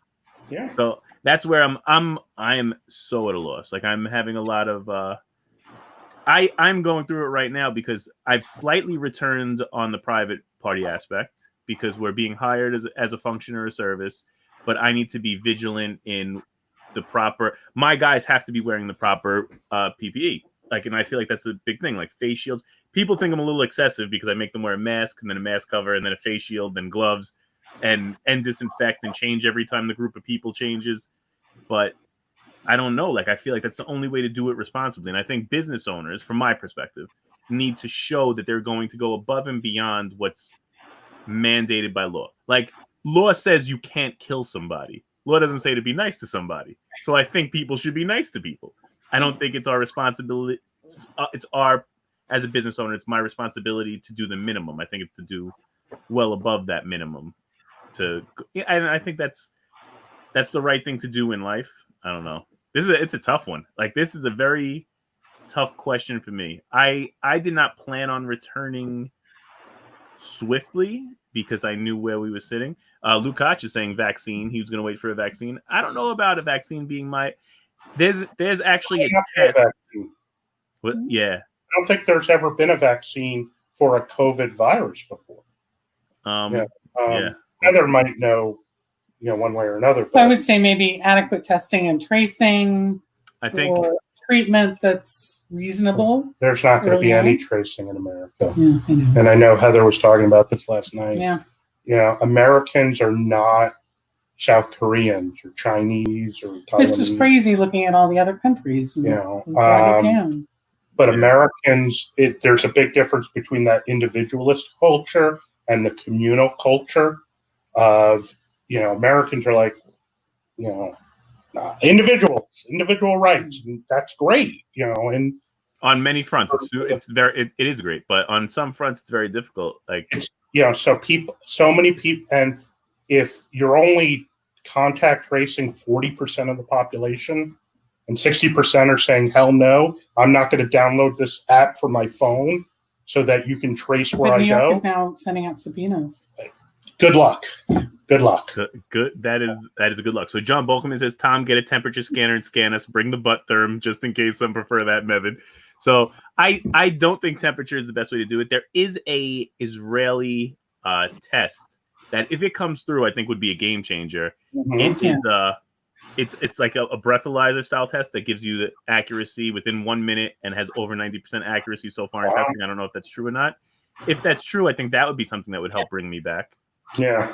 There's also apparently a gadget that at the NBA is supposedly adapting. I don't know, it's fake news, where it can predict COVID within 3 days. Well, how about the the NBA players were able to get tests early on, like within a day, like on March 15th, they're all able to get tested, and nobody else was allowed to get tested. Like, what the hell was that about? Money. That's money, right? They're able to force that through.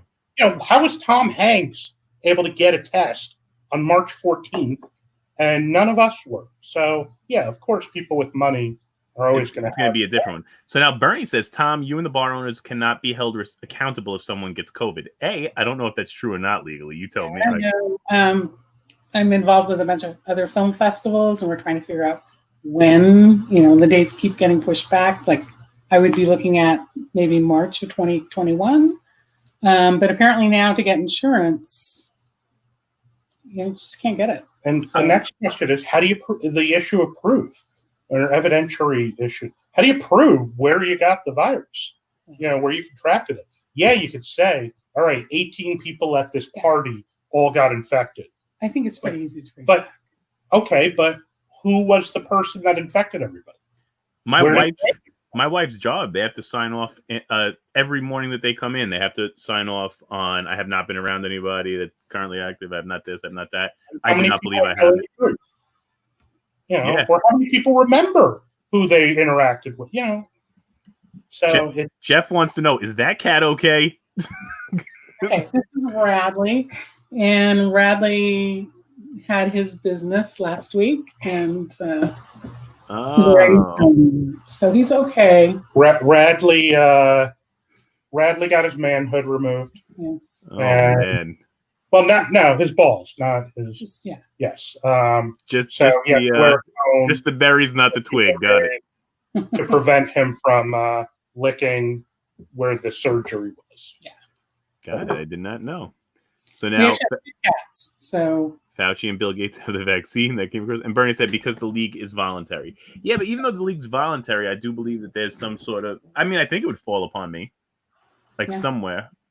I mean, I'm not even doing it from a legal standpoint. Like, I'm not scared of being sued. I'm more I'm more trying to be responsible. So do you feel comfortable going to a game yourself then? Good question. That's a good question. I am not. I haven't returned to a casino. It's open today. I wouldn't want to be the first one back in.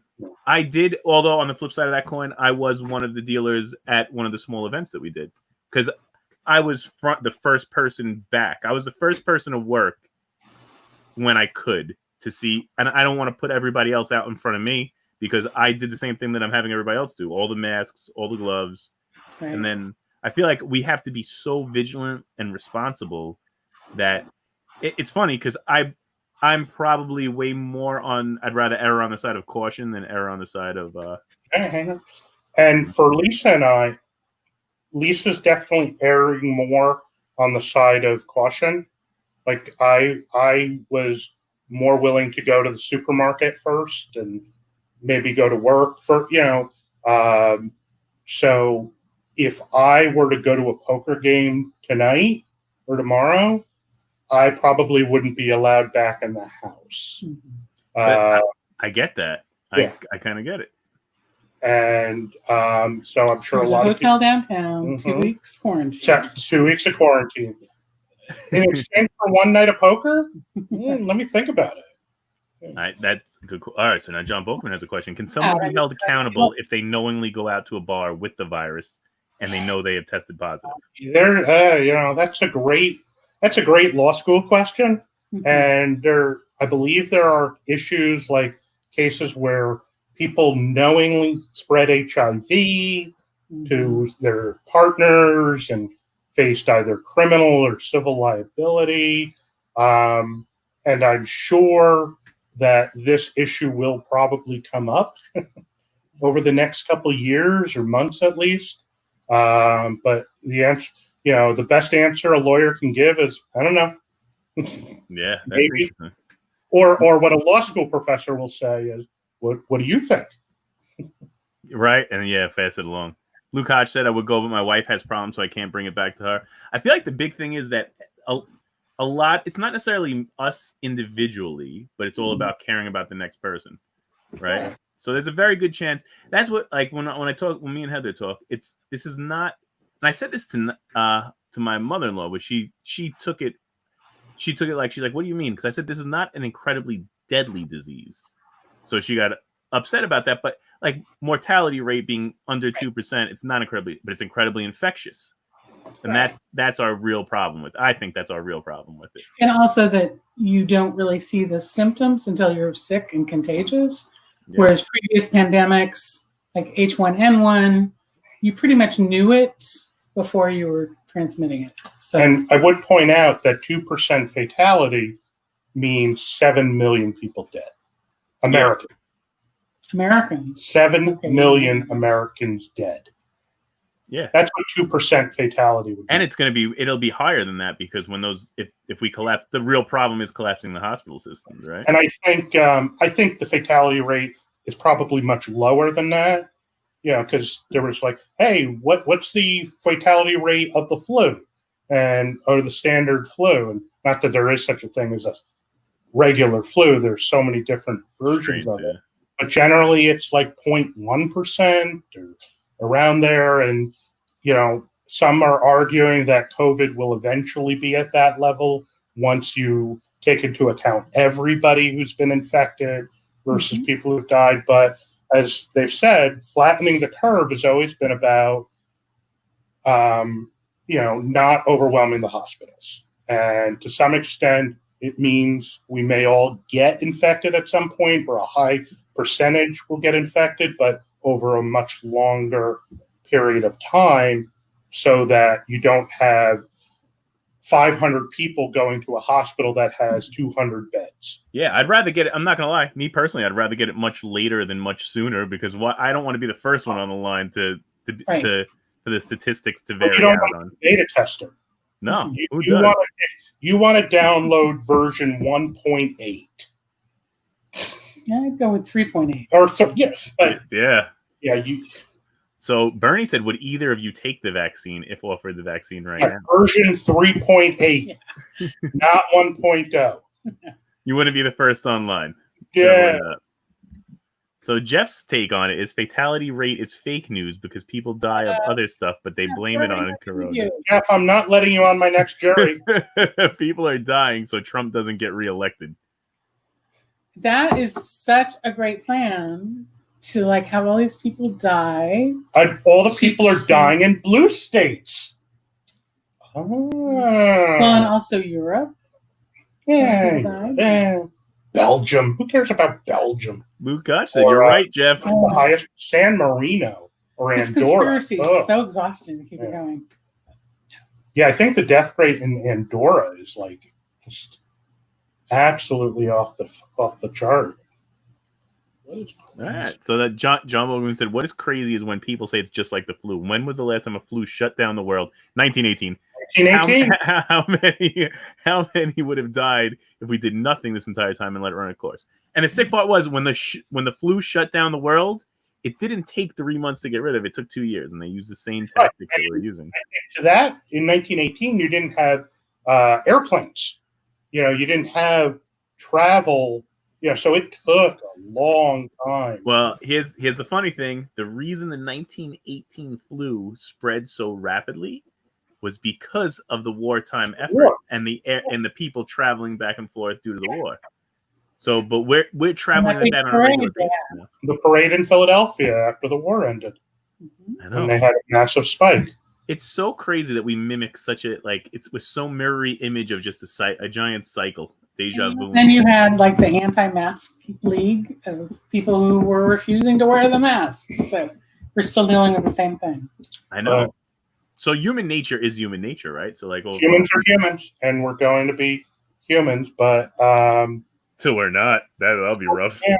Well, hopefully, I think we do. We're moving in the right direction. There's some down periods, but look at what the country was like 50 years ago. For people of color, for the poor, for women, and things are better now. Do we need to improve more? Absolutely. But so Trump has this is from Jeff again. Trump hasn't gotten corona, this one, and he never has a mask on. So why should I wear one? I'm only around my mom, brother, and ferrets. Trump is around everyone. Maybe he's immune. I think Trump may be immune to just about anything. Yeah. He's like, I remember listening to him. Are you telling me he's the new Chuck Norris? He used to go on Opie and Anthony a lot years before he ran for president. And I remember he said, "Oh, I never get the cold. I never get a cold. I never get the flu. I never get a cold." And Opie and Anthony talked about that for weeks after. Did he really say that? Of course he gets a cold. Well, apparently he's always been very germophobic and won't but you still get a cold. Yeah. Is that true? I didn't know that. Yeah.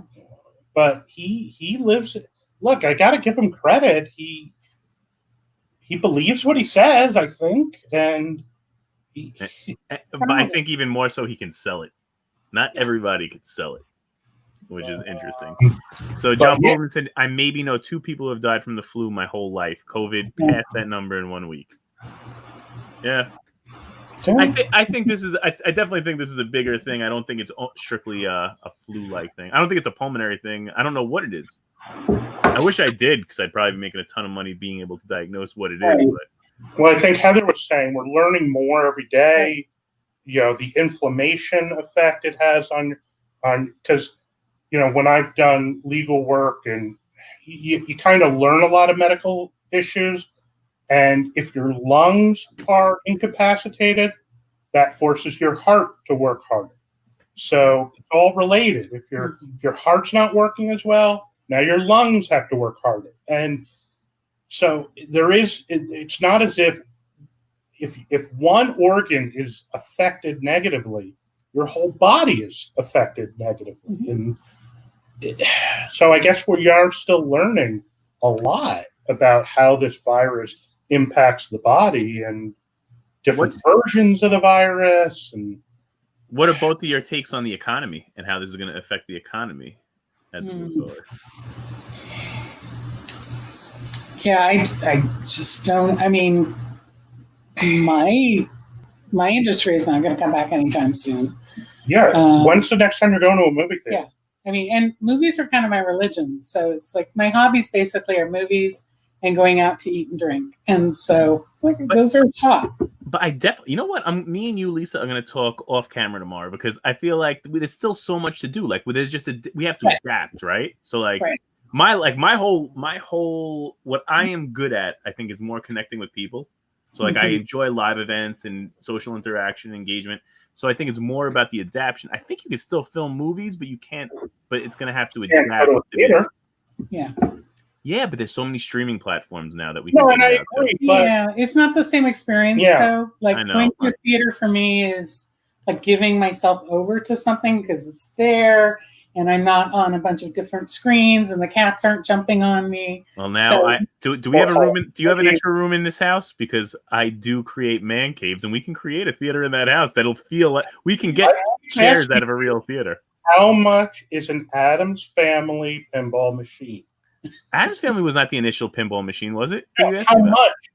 No, it's my favorite pinball machine.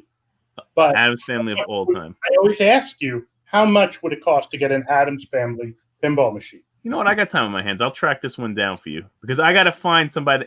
Here's the thing with pinball machines. Pinball machines they could be a very good investment because they could increase in value if you get a limited run machine.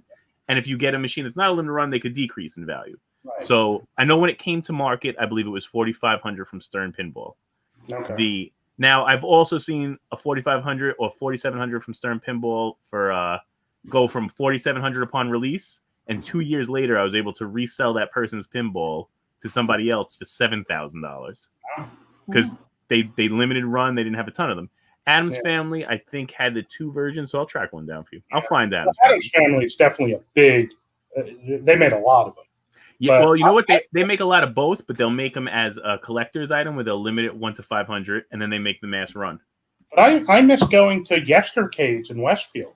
You know, the arcade. Yeah, I'm actually good friends with Ken, who has Yestercades, and Red Bank was his first one. Then they did the one up north. But obviously, I haven't been there in 4 months. Yeah. I wonder how they're doing because they're another one that's closed because their business, because specifically arcades or amusement, indoor amusement is, I believe, wasn't going to be reopened till like stage 3, and we're nowhere near stage 3. So I don't think they're reopened. How far away from stage 3 are we? That's another good question. Now I don't. Well, they moved things around because indoor dining originally wasn't going to start until the end of July, and then they moved it up, and then they moved it back. So I heard it got pushed indefinite right now, which I think it kind of should be because the problem with being indoors and air conditioning, and they don't know how that's going to work. And I just think just wear a mask. I mean, let us go back to work. But wear masks. But you can't do that when you're indoor dining. Right. And people don't wear their masks. Haven't you seen the video when they reopened Vegas?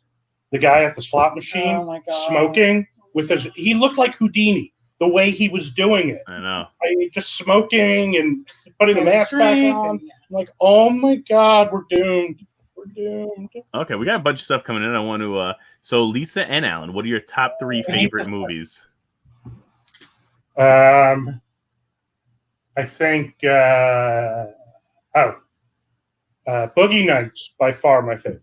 Just really one of the greatest movies. Do you know what's funny? I just watched that the other night for the rewatch, and I was like, "This is a really good movie." The scene with Alfred Molina is maybe one of the greatest scenes ever filmed. How tense you get, with the guy setting off the firecrackers, and you're playing Jesse's Girl, or Knight Rider. I forgot what the other song, but where he's playing. Rick Springfield, good friend of mine. I'd say, I always say Slapshot is on my top 3. Yeah. I was trying to get her to see it. And then, I don't know, Godfather, Shawshank, Typical answers like Olia. But I'd say Boogie Nights, and for a comedy, I don't think there's a better comedy out there than Slapshot. Now I got to rewatch Slapshot. I'll do that The next I'm blanking on the name of the movie. The one that had Chuck Barris. The one that. Oh, Confessions of a Dangerous Mind. Confessions of a Dangerous Mind. That is in my top 10. That is in my top 10. Oh, and I felt so bad. Harvey Weinstein. Harvey Weinstein's a horrible, horrible human being. He also was an executive producer for many great movies. Confessions of a Dangerous Mind was one of his favorite movies that when it came out the first time and it bombed, it bombed. He actually paid to have it re-released like 9 months later, and it bombed again. Yeah. But, wow. Yeah. Confessions of a Dangerous Mind, amazing film. I think Blood Simple. Blood Simple, I've never seen it, but I know the movie, yeah. My memory's failing me. Who were the directors on that one? Wasn't that the brothers? The brothers. The Coen brothers. The Coen brothers, yeah. That was probably in the 80s that came out. That might be the only Coen brother movie I don't think I've ever seen. I think we missed a couple there. Yeah.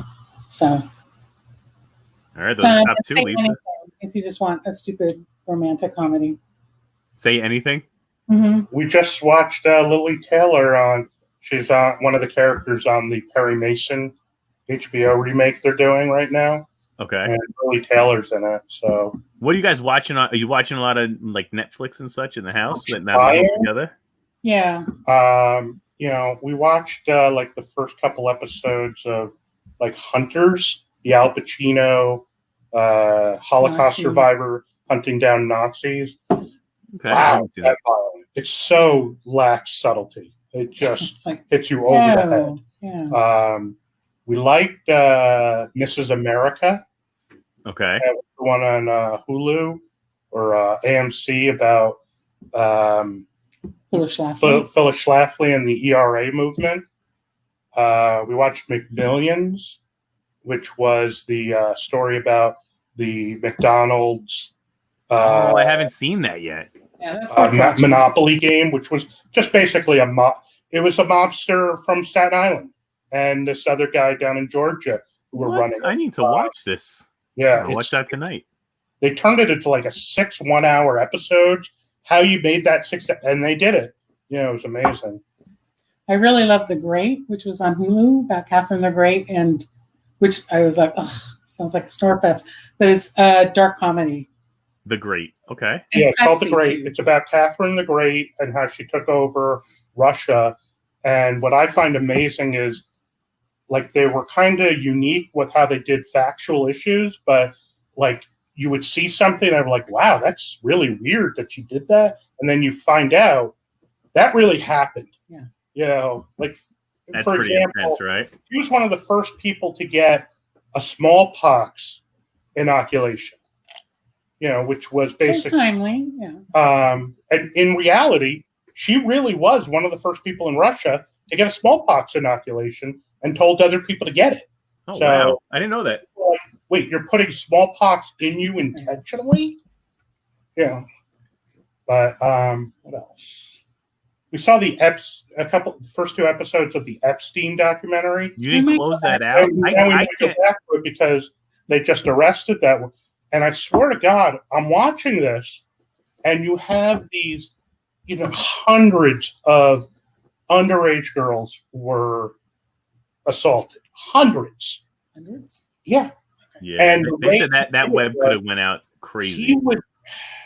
A girl would come in, and he'd pay them like $200 for a massage, and then what he would do is he would offer that girl, look, if you get one of your friends to come over to give me a massage, I'll pay you $200.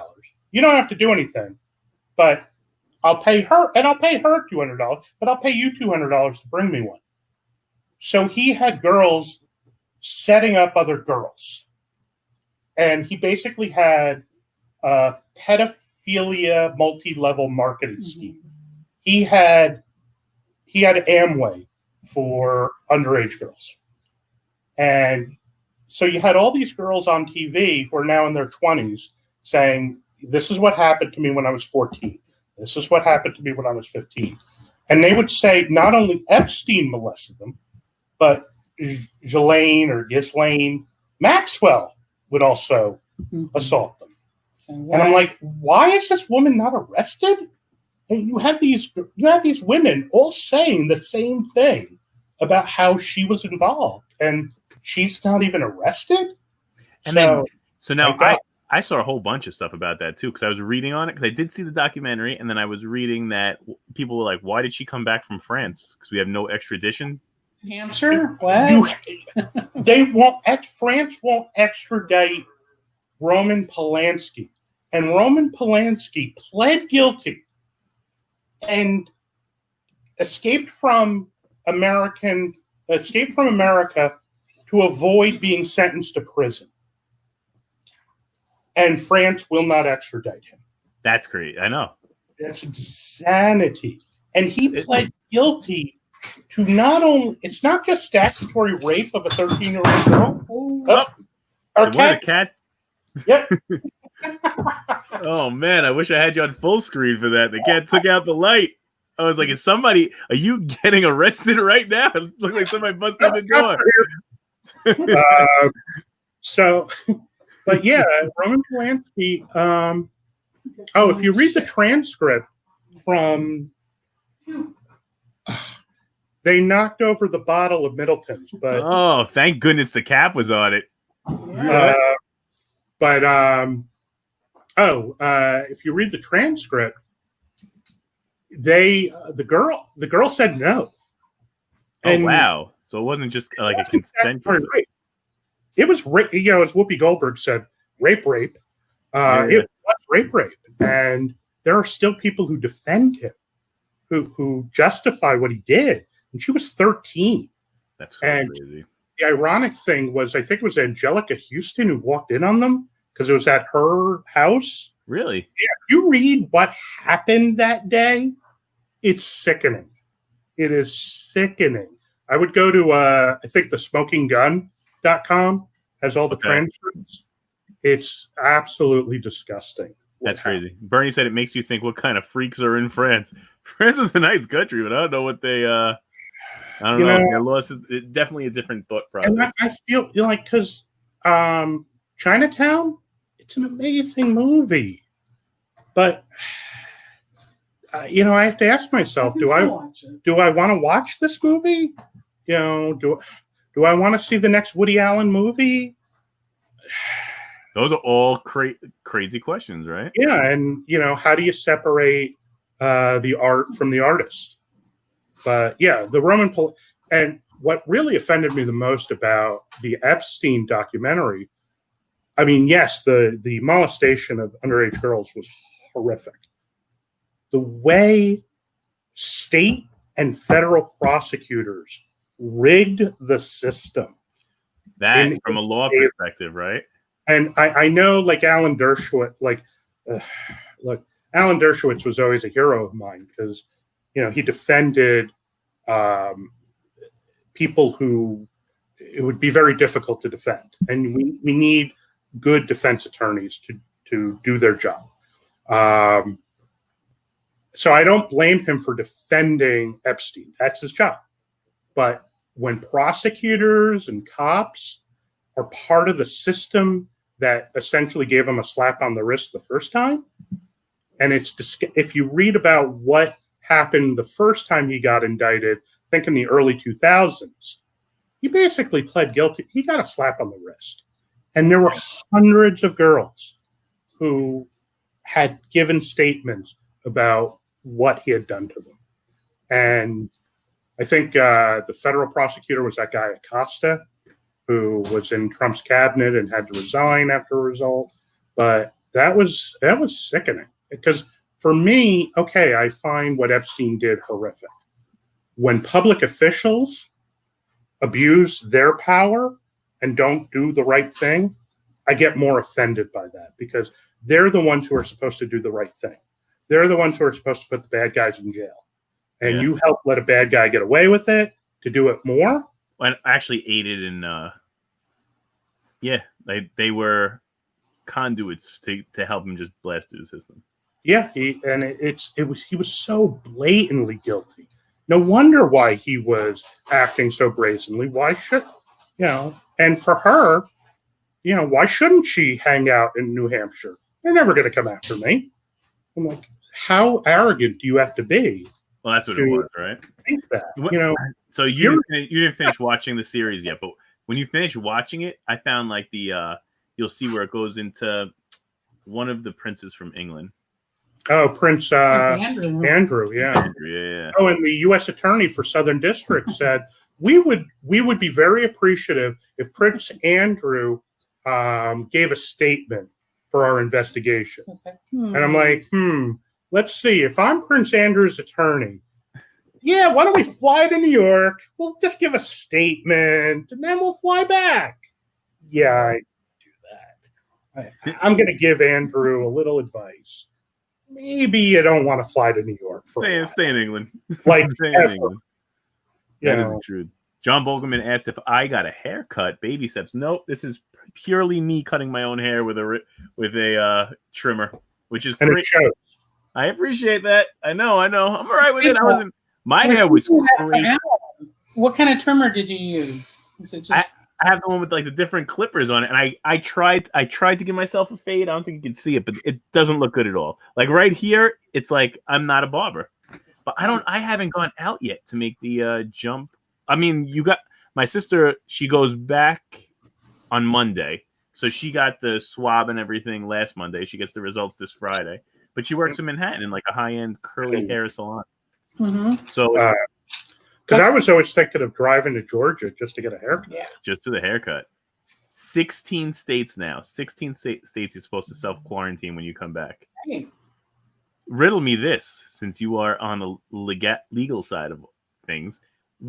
How is this? You think it's going to be enforceable? Because I think there's a big difference between making a law and enforcing a law.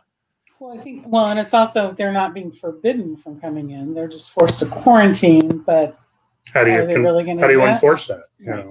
So yeah. if there's no enforcement procedure, it's basically a suggestion. Like I always love. Although if you're coming in with plates from somewhere else. Well, what I find interesting is 3 months ago is like 3 years ago. 3 months ago, Rhode Island said we are going to ban, or we are going to say if you come from New York, you're going to have to self-quarantine, and we're going to have our troopers look for people with New York state plates. And Cuomo said, if you do that, we're going to take you to federal court. And then Cuomo said, if you're coming from Florida, you have to. I'm like, do people not think that you could do an internet search? I know. It must have been different. I don't know. I don't know. It's getting stickier and stickier everywhere. You're like, And and people are like, oh, the protest didn't increase the infection. Like, you don't know that. No, I think it was one weekend where you had a lot of Memorial Day get-togethers and the protest, and you can say people were social distanced and wearing masks. That might have helped, but I'm sure there was some effect. So. It's going to be so hard because it's going to be difficult to trace it. How are we going to trace it all back? You can't. And somebody told me that they're going to enforce it by if you get caught breaking the rules of self-quarantine, it's a $2,000 fine the first time, $10,000 the second time. Yeah, good luck on that one. Right? Like how do you enforce that? I can't even see being able to. It's because there's a difference between municipal court traffic offenses. They're a revenue stream. It's not about public safety. It's about generating revenue for a municipality. But why can't you give people tickets for not wearing a mask? But that's a $50 ticket, not a $2,000. If you want to create a revenue stream, you have to. It's like supply and demand. You have to find the right price point. So if you're fined for not wearing a mask, $50, all right, people will pay that. You fine them $2,000, you're going to have to take people to jail. Yeah. And how are you going to take people to jail if the police are defunded or abolished? Yeah. What's your take on that from the two of you? I think there needs to be some redefinitions of policing, but I don't agree with the whole defunding. I mean, it just sounds bad politically, strategically, to say, get rid of the police. But, well, you're misinterpreting what our position is. We don't mean defund, we mean reallocate. But I definitely reallocate. think there's a lot of room for that, like social workers dealing with. I agree. Like, I mean, when my dad had Alzheimer's and he was having outbursts, and my terror was that they would send the cops and they'd get all over antagonistic and take him in. Whereas if you had somebody who knew how to de-escalate, and people have those talents. And frankly, what I think is being missed is most police officers are very skilled at de-escalating. That's their job, is to turn a bad situation not into a worse situation. Now, if you have a bad cop who's not well trained and makes the situation worse.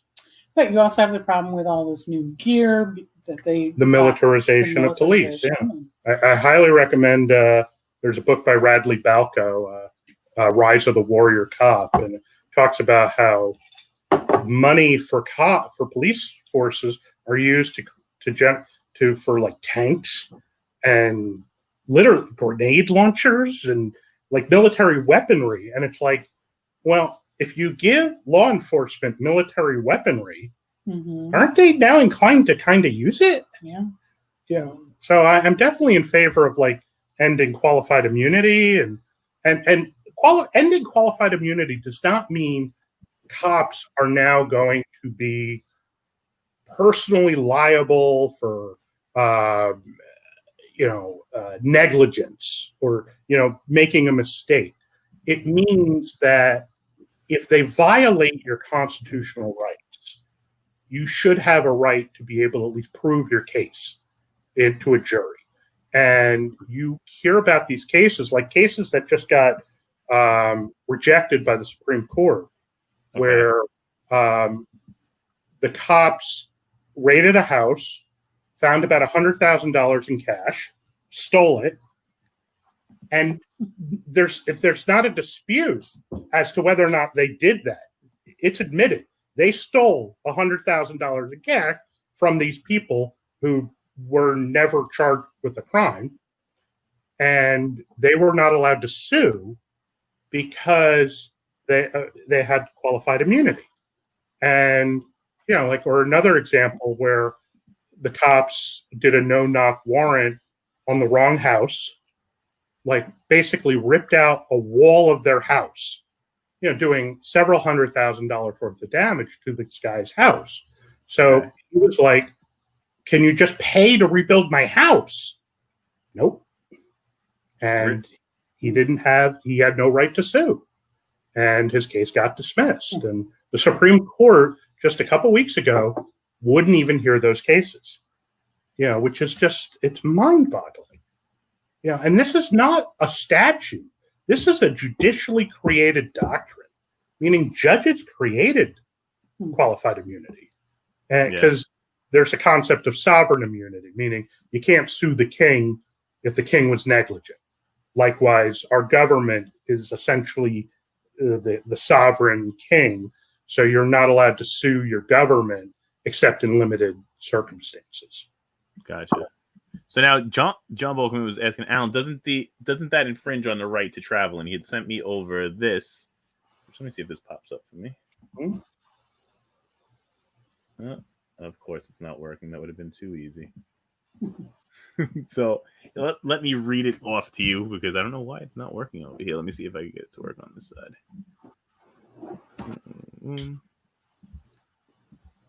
Oh, I think I know the problem. Okay.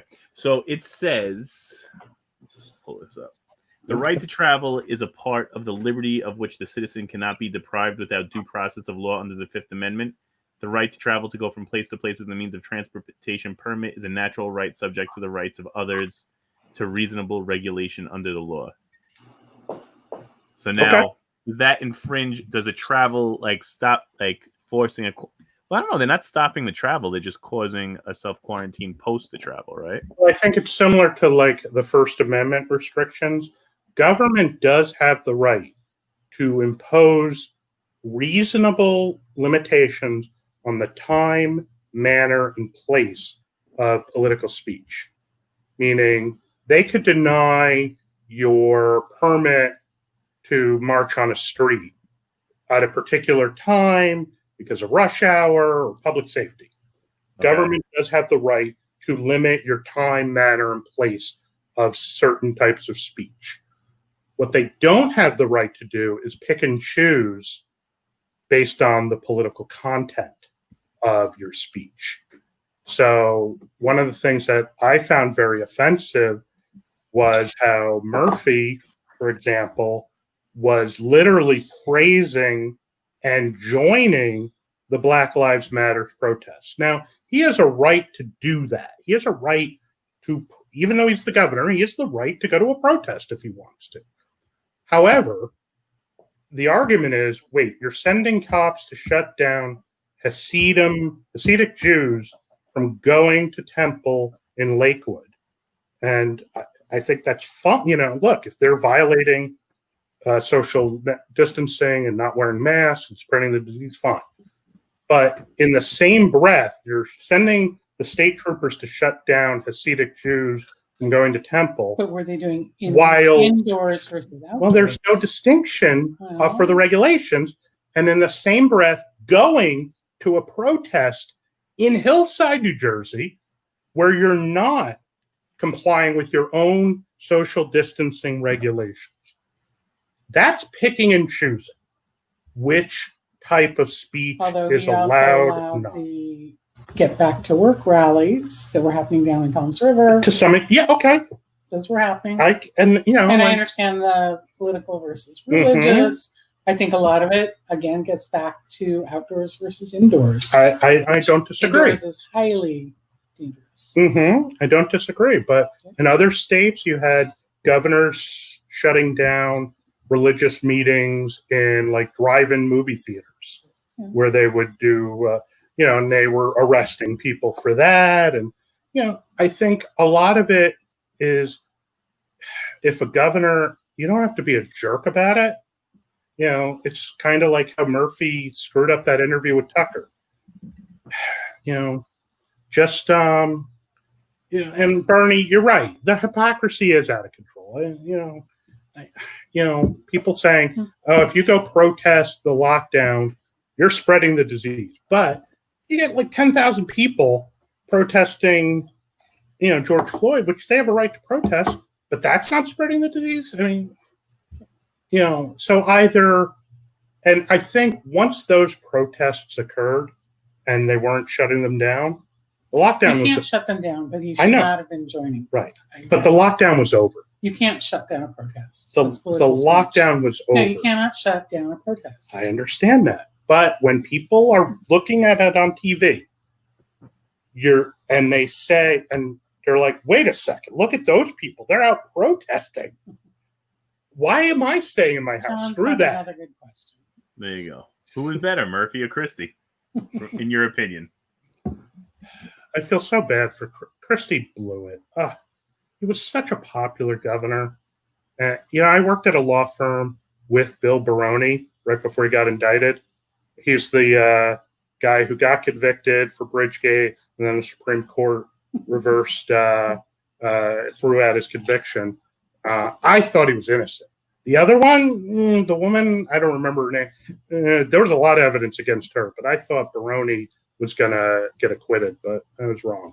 But they're both acquitted now. So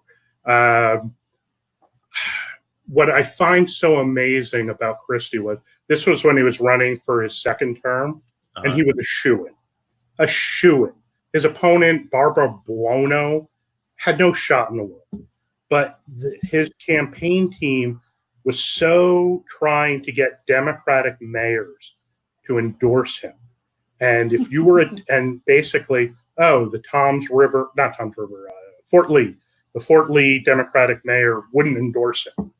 So, all right, we're going to shut down the bridge to do, like, why? He's going to win.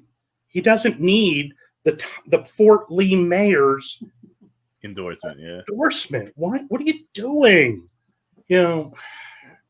So he could have been president. I thought, No. he could have been. I mean, he didn't have a great chance, but but the Bridgegate destroyed him. It destroyed him, and he could have gone down in history like a Tom Cade, a 2-term Republican governor who was well respected by all sides, and he was a statesman. Now Christie, he's, as far as Murphy, look, he bought the governor's mansion fair and square. Just like John Corzine, they were both multimillionaires from Goldman Sachs who basically bought their political seats. Yeah, he's not part of the machine, so he's sort of stuck between Republicans. No, he bought the machine. No, he does not own the machine. The machine is going to glom down on him. The Democratic leadership. Look, we both actually worked on the campaign for his primary opponent, Jim Johnson, who was, I think, a really good guy. And he had no chance because Murphy had already bought the Democratic machine for the primary. No. You got Sweeney and all the Norcross Democrats downstate. No. He had the endorsement of every county's Democratic regular committee. Yeah. He bought them. He paid for them fair and square. That's the way it works. So Johnson had no shot to win that primary. And then, he crushed Guadagno or whatever her name, Kim Guadagno. But so I think he's an arrogant ass. But so you're telling me you're choosing Christie over Murphy by default? Christie's now best known for his beach picture, right? Christie was an amazing U.S. attorney. His beach picture. Amazing U.S. attorney. He put Sharp James in jail. That is impressive. The most corrupt mayor of Newark there ever was, and he put him, and he did it the right way. Like he had 2 types of charge. He had the political corruption charges. And then there were also the charges involving his Dominican mistress and flying her back and forth and all this. But what he did was he severed the 2 charges because one was so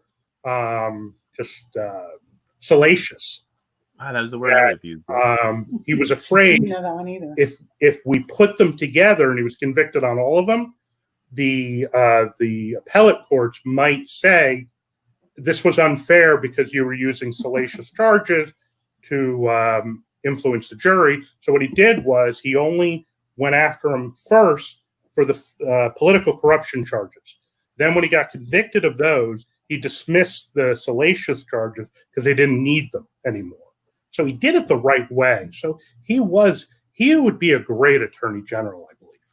I think and I don't think he did Bridgegate. I don't think he knew about it. I really don't. I mean, that one guy, Wildstein, kept saying, I have emails that prove that Christie knew about it. Okay, where are they? Never came out. And anytime I have a legal adversary who says, your client, I have a document that shows your client is wrong here and is going to lose the case, I always say, great, show me the document. So I can tell my client, hey, there's this document. He has this. Yeah, this is he. Just send it to me, please. Well, you have to make me. You have to file a motion. Like, all right, there's no document. I know. Because if I had that document, and I do it all the time, first thing I do is I send it to my adversary and say, by the way, look at Exhibit A of my motion. Do you want to settle now? Because why hide the ball? But yeah, when Wildstein said he has proof that Christie knew about it, all right, where is it? Never came out. Yeah, I thought he handled Sandy well. So that's all. There are defining moments, right? Like, so that's, I think in politics, as in most things, like there are defining moments for individuals. Christie. And then I think he just kind of lost it when he was trying to suck up to Trump, and just got way out. That happens to many people. So, yeah. What's your opinion on Giuliani? Because I was just thinking defining moments when Another hero. September 11th. Yeah, nobody liked him before September 11th. Post September 11th. U.S. attorney. An Italian U.S. attorney who broke up the mafia. You know, he did such an amazing job going after organized crime. And I try to respect people for what they did. You know, it's like anything. It's like James Dean died at the right time. Yeah. You know, he went out on top. Well, yeah. Leave a good-looking corpse. You know, he didn't do any bad movies because he only did 3, and they were all great movies. Right. So he never became like Bobby De Niro, where he's doing awful movies. De Niro had such a great run. Yes. Goodfellas. Well, yeah. Just thinking of our top. Mm-hmm. Oh, there you go. Good. I think so too. I think Goodfellas. Wow, is you one of really went on a limb on Goodfellas. I know. Great. Casino, yeah. Which is almost like Goodfellas too. Yeah. I don't know. I haven't seen it yet. So. Oh, by the way, she has a master's degree in film. I have 2 film degrees. She Really? has a from Northwestern University in film. Wow. When I first met her, I'm like, you've never seen The Godfather or Godfather 2? Really? And I'm like, what? So it became a badge of honor for a long time. Like, if you go to IMDb and you click on top-rated movies of all time, number 1 is Godfather, and number 3 is Godfather Part 2. So I'm going to resist that. You still haven't seen it? We did go see The Godfather on the big screen at the Union County Arts Theater on a 35 millimeter print. Yeah, kind of. It was here in town and 35 millimeter, which was my criteria. I was like, I can't see it unless it's big screen 35 millimeter. So Alan made it happen. Yes. But the key to it is also you got to keep seeing it over and over again. Yeah. You know, because it's like, oh, that scene. Oh, that scene. You know, all the little nuances. Yeah.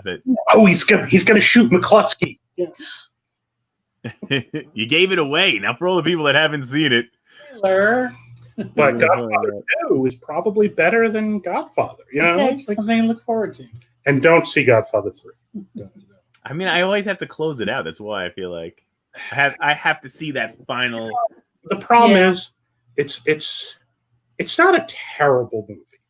It's not like Gigli or it's not a terrible. It wasn't that bad. We actually went to see Gigli in the theater. Really, I've never seen Gigli. That bad, so we were like, let's go see this.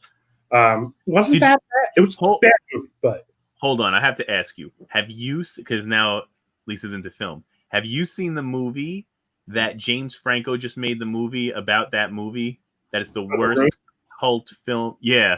No. Well, you saw The Disaster Artist with me, where James Franco played Tommy Wiseau. Yeah, and it kind of didn't make sense. Right, because you don't have to see The Room. Yeah. Well, you saw clips of The Room when we used to watch Red Eye, which was the best show on TV for the longest time. It was the show on Fox News at 3 a.m, where he would have a panel of stand-up comics, make fun of the news. And since it was on at 3 a.m, nobody at Fox knew what they were showing, so they would get away with murder. But yeah, The Room is one of the classic worst movies of all time. But Godfather 3, I think. Godfather 1 and 2 are so good that Godfather 3 is this average. Couldn't live up to any. Yeah. And what's her name? Sofia Coppola. Great director. I mean, Lost in Translation, amazing movie. Actress, not as. There was Easy Pass. Sonny was. Yes. They killed Sonny on the causeway. That was great. I haven't even seen it. They shot him 93 times. You did see it. This was in Godfather 1. Oh, okay. When James Caan got shot. I get confused because you see things on TV and then they all kind of. It all blends together. Sonny on the causeway. That was in Staten Island, right? Yep. Or it was supposed to be in Staten Island. Well, I don't know if it was. I don't know if it was supposed to be in Staten Island, but the Or it was house filmed in. Yeah, a lot of it was filmed out here. Yeah. The church is Mount Loretta. The house, they just sold the house that was in Godfather recently. Really? It just went up for sale. Yeah, it was an iconic house. And here's a bit of trivia. At the end of Godfather, when they're baptizing Connie's baby, Okay. and the head of the 5 families are being killed, who's the baby? Oh, I don't know if I know that. Who is the real live person who that baby is? Sofia Coppola. Was it really? Yep. I did not know She is that. in Godfather 3, and in Godfather, she plays the baby. Wow, I did not know that. I had no idea. The one being baptized when the 5 families are being killed. Yeah. Wow. See? Now I'm learning something. New piece of knowledge every day. Every day. We did a good 2.5 hours on here, guys. I hope to have you guys on here again. This was fun. Anyone left watching this still, or are we just yeah? talking? No, we still got. Hey, Bernie. Well, we'll watch when we thank you everybody for coming out with us tonight, and we appreciate you being with us. And we're hoping to do this again. Let's do it. We could do a part 2 to Alan. I enjoy this. You hold your Middleton well. I got to start drinking heavier with you on the next guest. We'll see where it all takes us. Drank like $100 worth of Middleton. So there you go. It's a good night. Lou Koch said he's here as well. You know what it is? I'm on a slight delay, so they're gonna see it. There you go. Okay. Thanks. That was good. I'm here. You see, people are checking in still. Good. And then Jeff, if you're out there, thank you for trolling Alan. We appreciate it. Jeff, I'm directly challenging you on any jury I see you on.